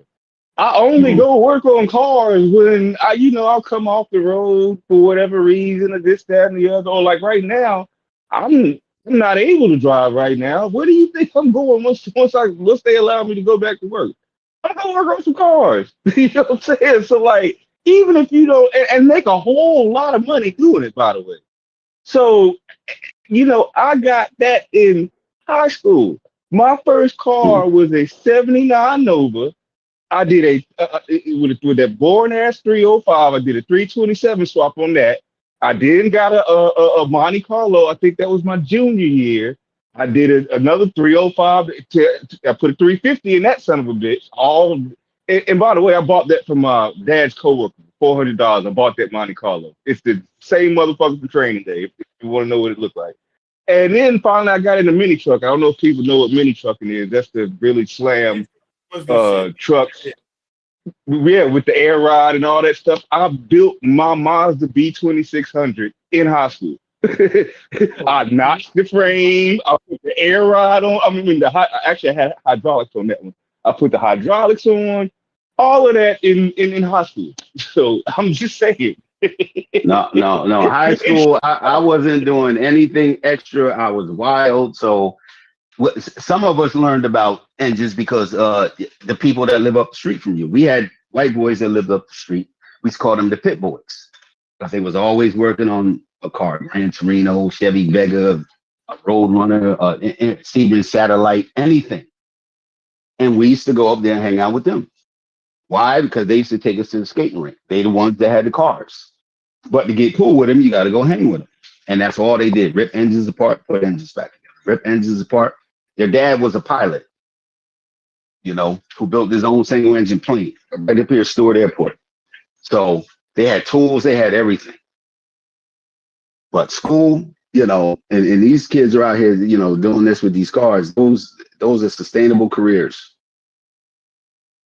But to end up being a negative stereotype, doing, the 360s and all that's. Now I know what you're talking about, Anathema. Those videos where they doing them donuts in the intersections and almost killing each other. That's crazy. Yeah. They did all that swapping just to go show out like that. Or they spoil a car. I don't know how people raise kids, man. If I see it, I just don't know how people, and I'm sure it's tough. But a lot of shit, I just can't see. I just can't see me sitting home watching TV. They don't know. No, you don't know where your child is at. I get sometimes, a lot of times, but shit like that. Children know parents better than parents. You know how to manipulate. Okay. Even the girl that got the more strict parents know that she can trick them one day if we let her go at this friend's house. And this friend parents is more loose and she's going to give up the pussy. Yeah. That's why she want to go to that friend house. I'm sorry. I'm sure. Yeah. Listen, I was slick too when I was young, but nah. How you not know your kids got AK-47s and they got the mask on and they on Graham, hold on, get the fuck out of here. Racing cars, nah, you don't know. Nah. You know what? As a matter of fact, I'm sitting up here talking about it. I got videos in my on the old drive of the runs. I got to go find it, but I'll post them in the car section. You know what I mean? Of us racing cars and running from the police. We don't got to talk about it. I'll show it to you. I'll post it in Discord. Yeah. You can't wait till after the kids is already, headed down the wrong path to, start parenting. Then it's too late. And yes, kids are going to be kids, but that's no excuse for the parent. Yeah, and like Anathema said, they are tricky. Shit, we was all tricky. But as a parent, you got to roll with the tricks. You got, you wake up, it's 1 o'clock in the morning, you go peek in that bedroom, ain't nobody home, and you talking about, I got to get up early. Instead of getting in your car, let me go. Going to look. Let me go knock this dude head off because I told him. Well, because think about it like this. You're one of these kids working at these shops, right? You know what I mean? You're doing your thing at these shops. Mom and dad done bought you, say they had money and they done bought you one of these. Let's keep it simple. Let's say they bought you just a charger. This is a basic charger, right? But you get the swapping parts and putting this, that, and the other on it. So then you go out on a Sunday night, because that's when we had the races, right? You go out on a Sunday night, right before you got to go to school the next day, and get this ticket and lose your license. Because I mean, you're gonna lose. They're gonna take your shit if you get caught racing. You lose your license. As a matter of fact, I'm not even sure how that affects you in shop class if you ain't got no license. I'm sure that has an effect. And like all of that stuff that you learning, and like you can't put into use it, that you've already hindered yourself before you even start. That's what's happening out here. That's a fact. That's why they run so hard. I'm on the Fetty train. I'm on the Fetty train this week. These parents, these kids, it's a whole different generation. But this stuff doesn't happen like It's not on the sneak no more. See, Smalls, you talking about in anathema, you talking about a time where you could sneak somewhere. You can't sneak nowhere now with all the cell phones and connections and camera. You can't sneak and do shit. You It's best not, you believe. know, I it's can not keep like up it with where was. my kids Yeah, go without. people used to wait till their parents go to sleep and take their parents' car, roll it out the driveway, or if you know your parents are heavy sleepers, you start it up, going about your business. Yeah, I did that all My the mom time. didn't have a car, so I wasn't stealing shit. But I remember nah, that. I used to steal my yeah, mom's car all the time, put it back on the gas, all of that, put it back, park the same way, make sure the yep. steering wheel in the same position, all of that. Yeah, I used to do that. One of my friends almost got the brakes beat off him because the father came outside, put his hand on the hood of a car. He asked him, "Did you take the car?" Nope. Now, if I go out here and touch this car and it's warm, you know what's going to happen, right? And sure enough, so it's just there's not a lot of excuse now for you knowing that Yeah. your child is out here just not doing mischievous shit, but murderous and highly illegal shit and putting other young people's lives in danger. Or nah, there's no excuse for that. And I'm sure it's not widespread as the narrative makes it. You know, they want to make all these young black men look like they're wild and, you know, Yeah, unkept. No. this is off topic, but yo, it's funny as fuck. I had a brethren, man, in high school. He was in love with this girl. He was in love with her so much. I swear to God, he used to do that at nighttime. He used to go by her house at like 1 o'clock, 2 o'clock in the morning and touch her car Yeah. to see if it was cold. Make sure it had dew on the window. We used to look at him like, yo, man, you gonna go to prison over this girl, man. Hold on, Nathan. When you said something earlier, hold on, you said something earlier. The kids are smarter than the parents. No. Nah. Parents know all of the tricks. It's just some new ones. But parents know. They may not, you know, like I said, if they got to get up and go to work in the morning, if they tired, if they cross their fingers at night, say their prayers, or they trust their children, that's what we do. No, some That's what people we had do. good parents. You had to be a criminal parent or a deviant parent to know about all the deviants they go on. If you was just a good person, you don't know about the deviants like we know about the deviants. You understand? Nah, that. You know But that's a certain level of either I don't care. You know how many girls that climb out their window while their parents were asleep? To where when I had children, I knew to go around in the yard and look for footprint to see if somebody was around the window. But them people there never know if to do them something. But me know if to do them something. And how me know if to do that? But hold on. Now hold on. A lot of stuff that's going on now, we know because guess what? We see it on the internet and social media. So if you sneaking from your parents, but it's on social media, like literally there's no excuse. And people know their children. People know their children. Like either he not too bright, he's more susceptible to peer pressure. She let's be honest, or whatever. Parents know their kids. Yeah, it's just but at what degree it's what degree do you you decide to stop fighting, or I'm done, or I'm too tired, or whatever it is. Whatever it is. But not knowing, I don't think that's the case. Because the whole social media craze is for people to know what you're doing if you're a young person. That's the whole craze, right? Put it on IG, put it on TikTok. It's not sneaky no more. We talking about sneaking around. They're not sneaking around doing shit. Yeah, because again, my kids aren't going anywhere without their phones, and I can track their phones. So I know everywhere where my kids are at all times. It's not. I don't know of a parent not knowing. Yeah. In 2025. Listen. If you have kids and you ain't ready to go to jail for whooping one of their ass or letting them know that you mean business more than them streets mean business, then don't have no kids. Because literally that's what you're. Oh, I'm proud to say, I have 4 sons. I'm proud to say I have raised 4 squares. They are nothing like their father. Ain't nothing wrong with that. I don't want them to be. They don't know I envy, shit about no people street. don't even know, man. Nerds and geeks, God bless them. That's the That's safest you what I could be got. ever in life. That's the That's safest what I that they'll got. ever be. I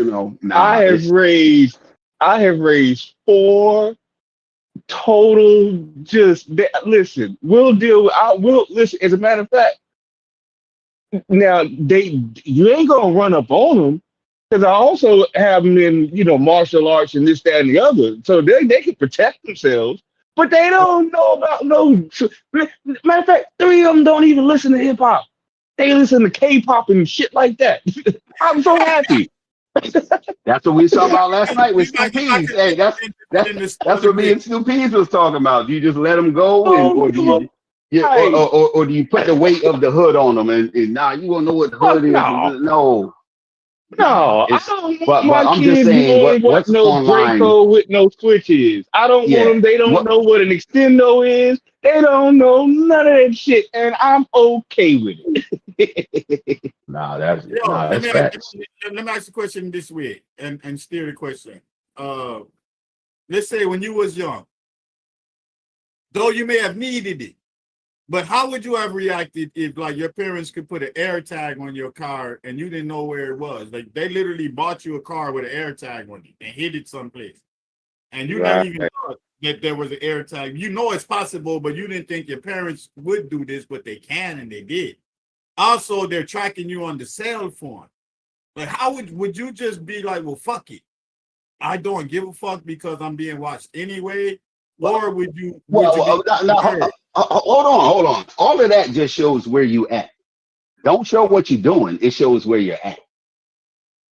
You know what I'm saying? Okay. Inside the town, you're more likely to be doing something or around Yeah, people. but I'm sure the kids are smart enough to know park the car at a shopping center or something and let their friends come get them or some silly shit. But like your cell phone, I get it. That's but hold on. But anathema. That goes back to what we talking about. Even if you know where they at, you tracking their phone, you see they in a part of town they shouldn't be.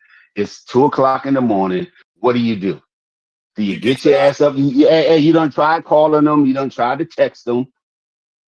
Do you get your ass up and go get your kids? Or do you say, I got to go to work, I got to get up in 3 hours, but I'm going to talk to them later? No, I get up and go sit behind that car and just look and wait for them to come to that car.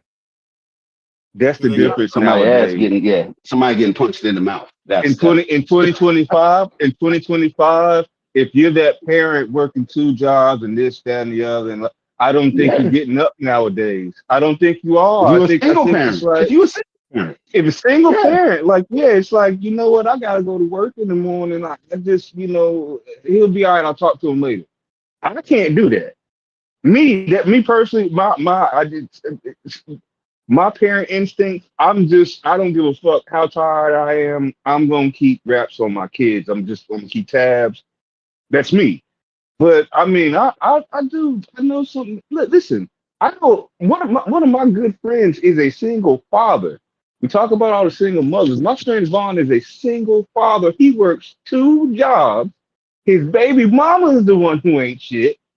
He actually has a custody of his son and his daughter, the ain't shit baby mama, because the one he has custody of, I don't even think he talks to that baby mama, but the sorry baby mama, she's constantly dumping his daughter on him. He just does what he has to do. But if that man had to get up and go look for Junior because he's sneaking out, I know good and well he'd roll over and be like, man, and he's a good father. But God knows that man works 2 jobs. And dude, you can't start that at like 16 or 17. That's too late to try to rein someone in. So you know why he's a good father? You want to know why he's a good father though, Hits? Because he's already put that shit in him. His kids ain't sneaking out the house. You know what I mean? He ain't got to worry about that. But I'm saying if it did happen, I wouldn't even hate on him being like, yeah, I can't do it. You know what I mean? She made her choice. Yo, my neighbors had 2 boys. And their father His name was Gerald. I never forget. He was in the backyard talking to them one day. He was like, this shit was back in 2000. He said, I will give you anything you want if you do what I say. Anything you want. And them being probably 13, 14, because he know what he up against with them, with two boys. Get ready to hit puberty and all that. He know what they're getting ready, to be confronted by. And that was his method. He said, I'll give you. And them boys, as soon as they were old enough to get their license at 16 or 17, he bought them cars. They had nice clothes. There was never no trouble. And I'm not saying that's that simplistic method would work across the board, but he knew what he was up against. All of the shit that you think people are that you're gonna go out here and try to get and try to do to impress people, not be yourself, get in trouble, hang with the wrong crowd.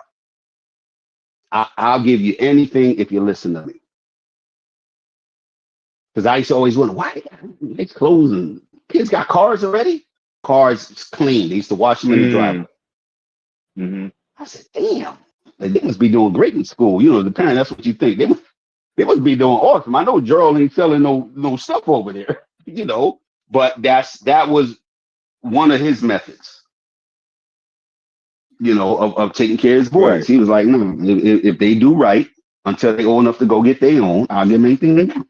And how much I don't see nothing wrong with that. Back then, it wasn't a lot. Like they wanted, $1 million gold, or diamond chains and racing cars and shit, but it was enough for them. Did they perform better in school?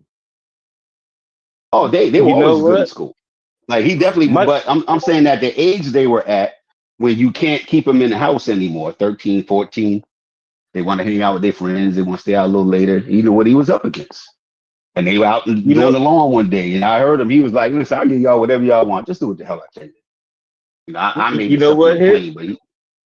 What hits?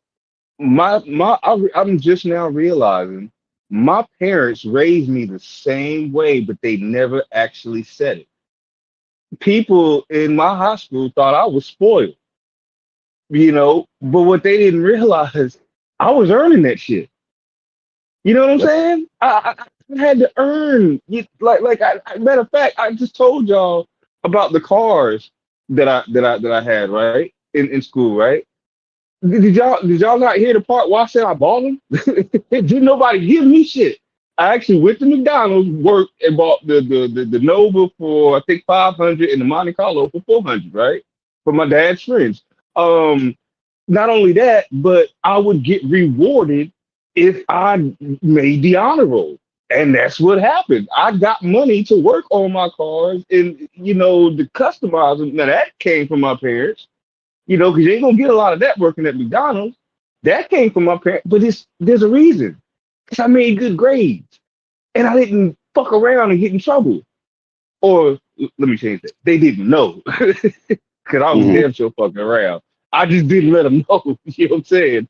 And listen, I had a motorcycle. Most motherfuckers don't have motorcycles when they're in high school. I did. You know what I'm saying? I had a car truck in high school. They bought that for me my junior year because of how good I was doing. Or, as a matter of fact, he didn't buy it for me. My dad co-signed the loan and made me pay that son of a bitch. So there was responsibility even within that. So I'm just realizing that same thing you just mentioned, that's what they were doing with me. And my mom, I'm at my mom's house. She confirmed everything I'm saying. That's the same shit that they were doing. They just never said it. And I think that because that's how life works, right? You act good, you do the right thing, you get rewarded whether you get to reward yourself. Yeah, and parents understand that they're up against something. Once them kids leave the house, whatever you instilled in them or didn't, now they got to face what's outside your door. Right. Whether you prepared them or did as much as you could, or you thought, oh, I'll do it next time, or next time I'll do this. Or no, it's once they leave that door, your competition is stiff. Who they gonna listen to? Who they gonna follow?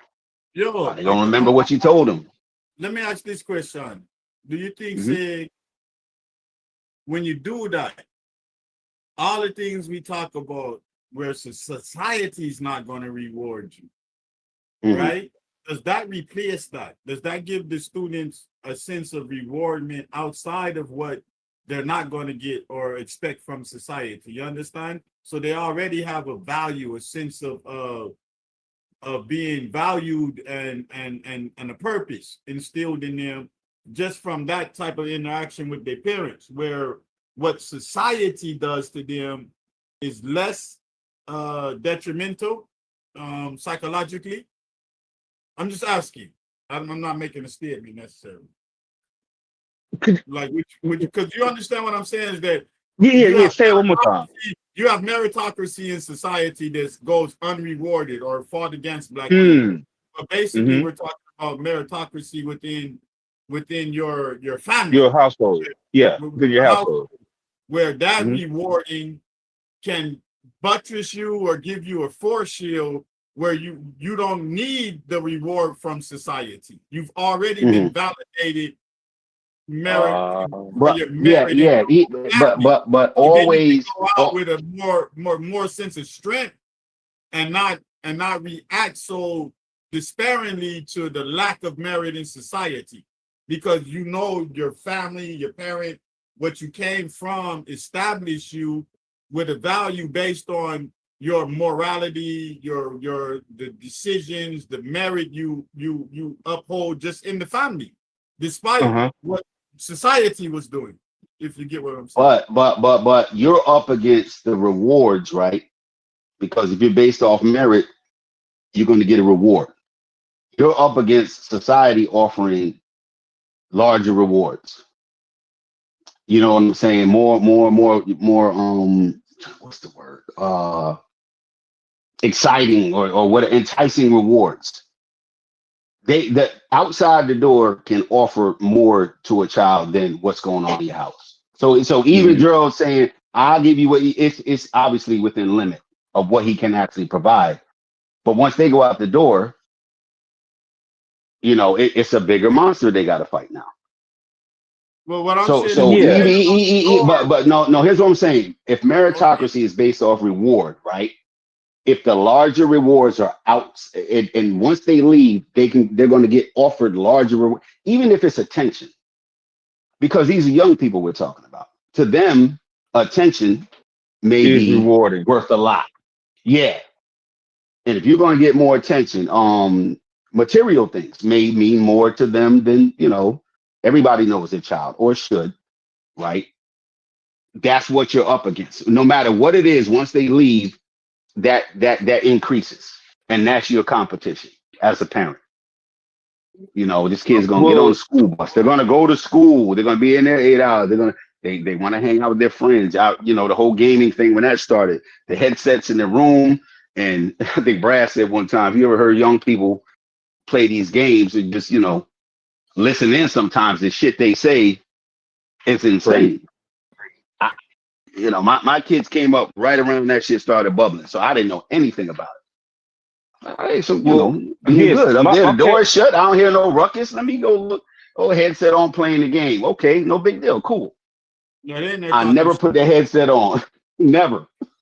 To hear what they talk about. So my parents did a mix, anathema. You know, there was meritocracy within the home, right? But again, I've been working since the age of 15 with a work permit.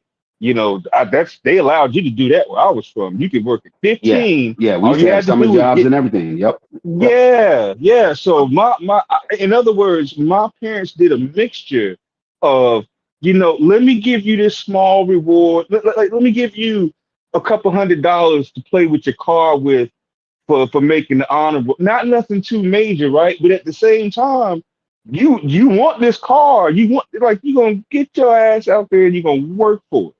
I got paychecks all through high school. So it was they were already introducing me to those outside sort of things that Hicks are talking about. I already knew, like as a kid, right? I already knew I wanted to go out and fuck off and party on the weekend, but if I go to Bojangles and work for 6 hours, I'm gonna have more to, you know what I'm saying? That was already being instilled in me for the way that the way that that's just how it was in my house. I can't speak to anyone else's house. It was a mixture. It wasn't it wasn't just the meritocracy awarding um, good behavior and this, that, and the other. It was also you go out here and you deal with this real world and see what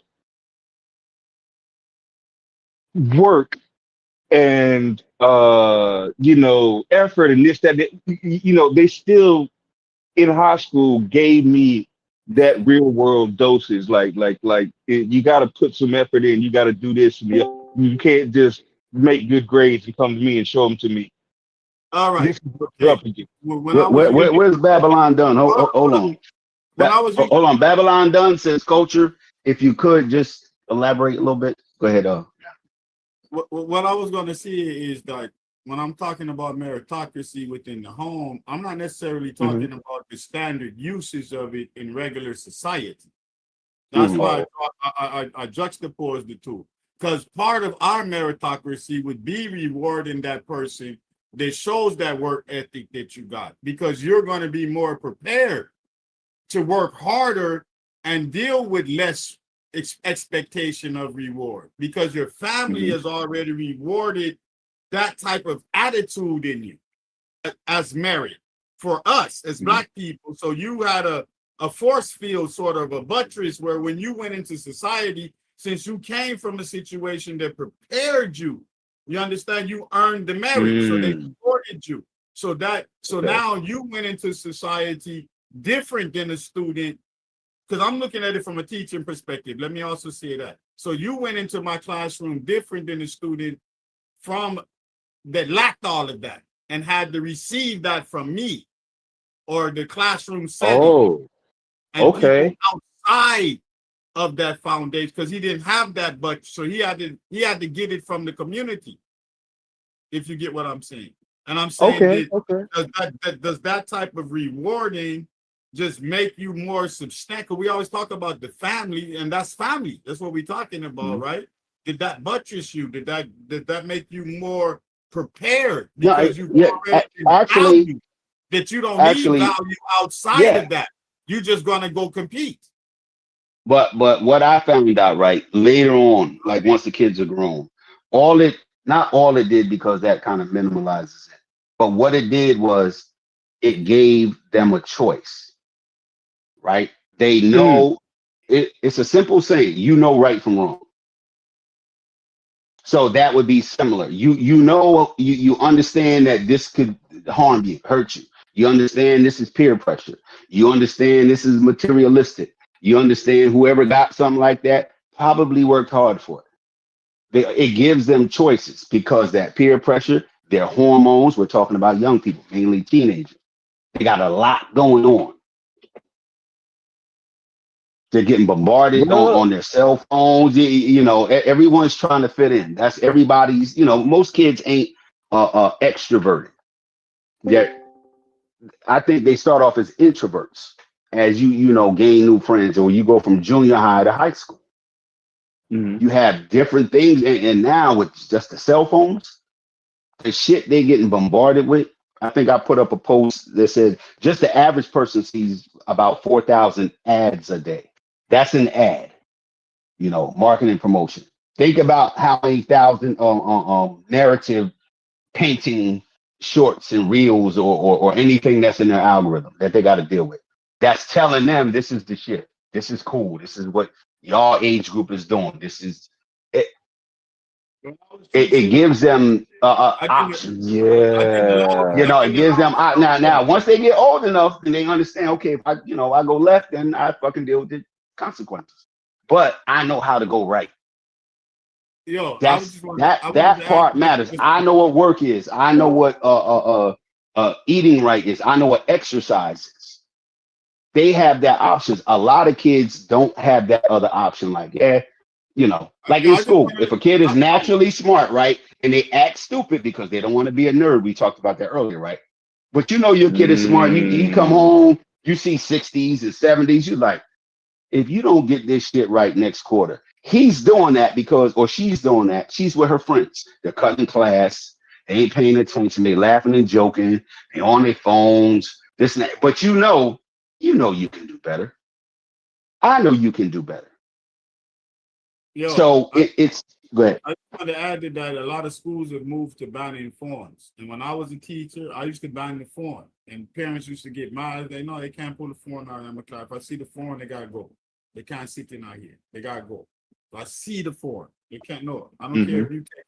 So a lot of schools have moved to banning phone, and they've seen a greater improvement. And even the student at first, because they did some testing, the students at first was reacting to it, but they started to appreciate the 8 hours without the phone because they finally getting a chance to think. Some of them said they even started paying attention in like biology class and finding out that what the teacher was actually teaching was interesting. But before they would be on the phone so much that none of that was interesting. So they're trying to counteract it. I just wanted to add that to the conversation. Yeah. You can't acquiesce to the young people, right? Around here, they relax the dress codes. You got kids going to school with pajama pants on, Crocs. And I'm not talking about just black kids, wherever Chef is at. You gotta watch out. Chef is jumping in here. Y'all call him Chefy Lee Peterson. Y'all not right for that. Chef, I wouldn't let that go. That's my bad. I came up with that shit. Yeah, we got to fight after that.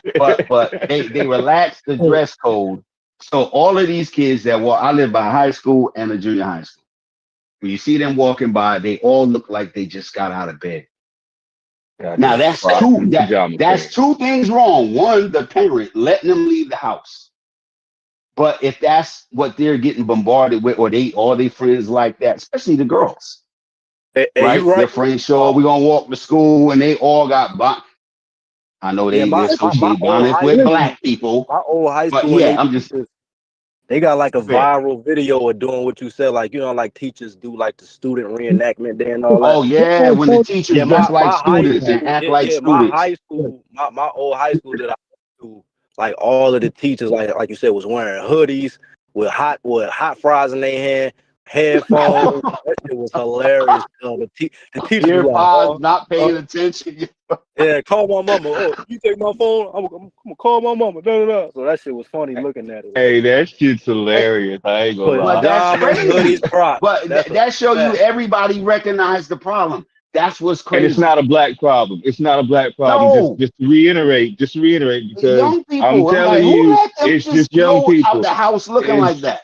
Yeah, hoodies, pajama pants, and fucking Crocs. Like it don't matter what color you are. It don't matter what color you are. That's how they go to school. I don't give a damn. Said, come on. I believe that schools. I believe that schools should institute uniforms. People might not agree with it. I agree with you. I'm with it. Uniforms will get rid of a lot of social problems, especially poor kids who can't keep up with the trend. Black shoes, uniform. Everybody, uniform. Right? I agree. Black or brown shoe. And white shoe when you have physical education. Right? But it will get rid of a lot of the social problem because many students go to school under stress because they can't wear the Balenciagas and the latest $2,000 Jordan off blue, all kind of bullshit. The other day, they show a picture of some students going to school and everybody have the money phone and the girls have on the skirt that right at the tip of them bottom. I said, seriously? Where are the parents? Where are the parents? Hold on. Did Stu Pease just say the money phone? Mm-hmm. Yeah. That's a picture about 12 high school kids and everybody have the money phone. Yo, when I saw that shit on Instagram, and here's what's funny, right? You can go on Temu and buy fake money. Yeah, but even if it's fake, the image, brother, the image. My bad. Wait, what'd you say? Hold on, my bad. Yo, before that shit even hit my nephew, I text him. You know you get fake money on Temu, right? But you better not be in no damn. You better not be in no Instagram posts because they gonna kick your mom's door down. But yeah, stuff like that. That's insane. The money phone. What you got? Yeah, you can go on I don't Temu believe and buy you. fake money, or Temu I or do not Alibaba. believe You can you. get all that shit. Let me. You can get all that. You Yo, for you can get real? Well, it's Temu. Yeah, you get fake money like a motherfucker. Let me. But Smalls don't do it and take a picture. They're Oh gonna kick your shit! door down, boy. They're gonna try to Yo, rob he's you. not Don't do it. lying. He's I'm, not lying. Oh I'm my sorry god. I told y'all that. Y'all strike this from the record. Kids, you saw the pictures on Instagram. You saw the pictures of the Yeah. school. Oh shit. Yo, that you could buy that shit, bro. I'm like, nah. I hit my nephew up instantly when that money phone shit canceled. Yo, listen, don't do that. I said, but if you want to, they got fake money on Temu. I Yo, told my sister, real yeah. shit. I told Look. my sister, hey, you better watch him. He might be in his room with some fake money going on the gram, stunting. Shit, You're gonna look. get your door kicked in. Hey Yeah, yo, you get fake money. look at how. Oh, what the fuck is going on? Yo. No, that's high quality stuff too, bro. Yeah, Oh, why not? I'm finna start. Why Listen, not? I don't even use Instagram. I'm finna start popping on Instagram. I'm gonna start Better popping on not. IG. Okay. They'll come kick your Listen, door down. You better hey, not. listen, all this motherfucking heat I got in my apartment and at my mama's apartment, because you know I go back and forth. If motherfucker Listen, you want to come in asking for here and get trouble. that fake Listen, we shit, don't condone hey, money phone or stunting in front. No, here at if Low you Key want to Genius, we lose do your not condone fronting that hard. No, we do not. Nah. if you want to lose your life behind some T-Moon money, to come fuck with me, yo. Yeah. That's what's gonna happen. Oh Yo, it's like a God. Halloween. Yo, it's like a Oh Halloween Jesus. costume. Like you can get the fake sneakers, the fake watches. You can get the whole fake Oh ensemble. man. See, I'm not 100 on bands, Instagram, all that bro. fly shit. Yeah, I don't do you get all that shit Facebook. on too. I'm like on there, but I don't use it. I don't do social media. I did not know this was a thing. Get the fuck out of here. That's crazy. Oh, I had my laugh for the day, yo. So Oh again, who man. don't know their child is in the bedroom Oh stunting Jesus. with a bunch of fake money that might cost him his life the next day, or cause your door to get kicked in the middle of the night, thinking there's some money up in there like that. Right. Right. Like how Real. you not know your child is like? Come on now, because And, they don't and, be and here, outside with it. They don't be outside it's with it. five. They be in the bedroom. They be in the crib with that shit. They don't be outside. But how do you not know that as a It's parent? like three. It's Online. like $3. It's like $3 for some stacks. You know, you can get some Racks for on like racks on $3, racks. yo. Smalls, leave that And shit it alone, bro. looks I'm so telling you. real. Oh yeah, you know I. You know I. I'm Yo, I just can see the saying though, ad right Lord. now. You too can have the money phone. 1-800. Listen, if I had Two-day money that shipping. looked this, Lord have mercy. I can't. Oh, let me shut up because I'm on YouTube. Yeah. I just did not know this existed. That's crazy. I didn't know you can buy fake money. That's hilarious. I So don't the know whole why, suitcase but of it. to me Yeah, the that's whole hilarious. suitcase of it. Yep. Yep. Oh man, what we So talk that's the about? competition. No, that's the Right. competition for payments, man. Shit like that. Them seeing people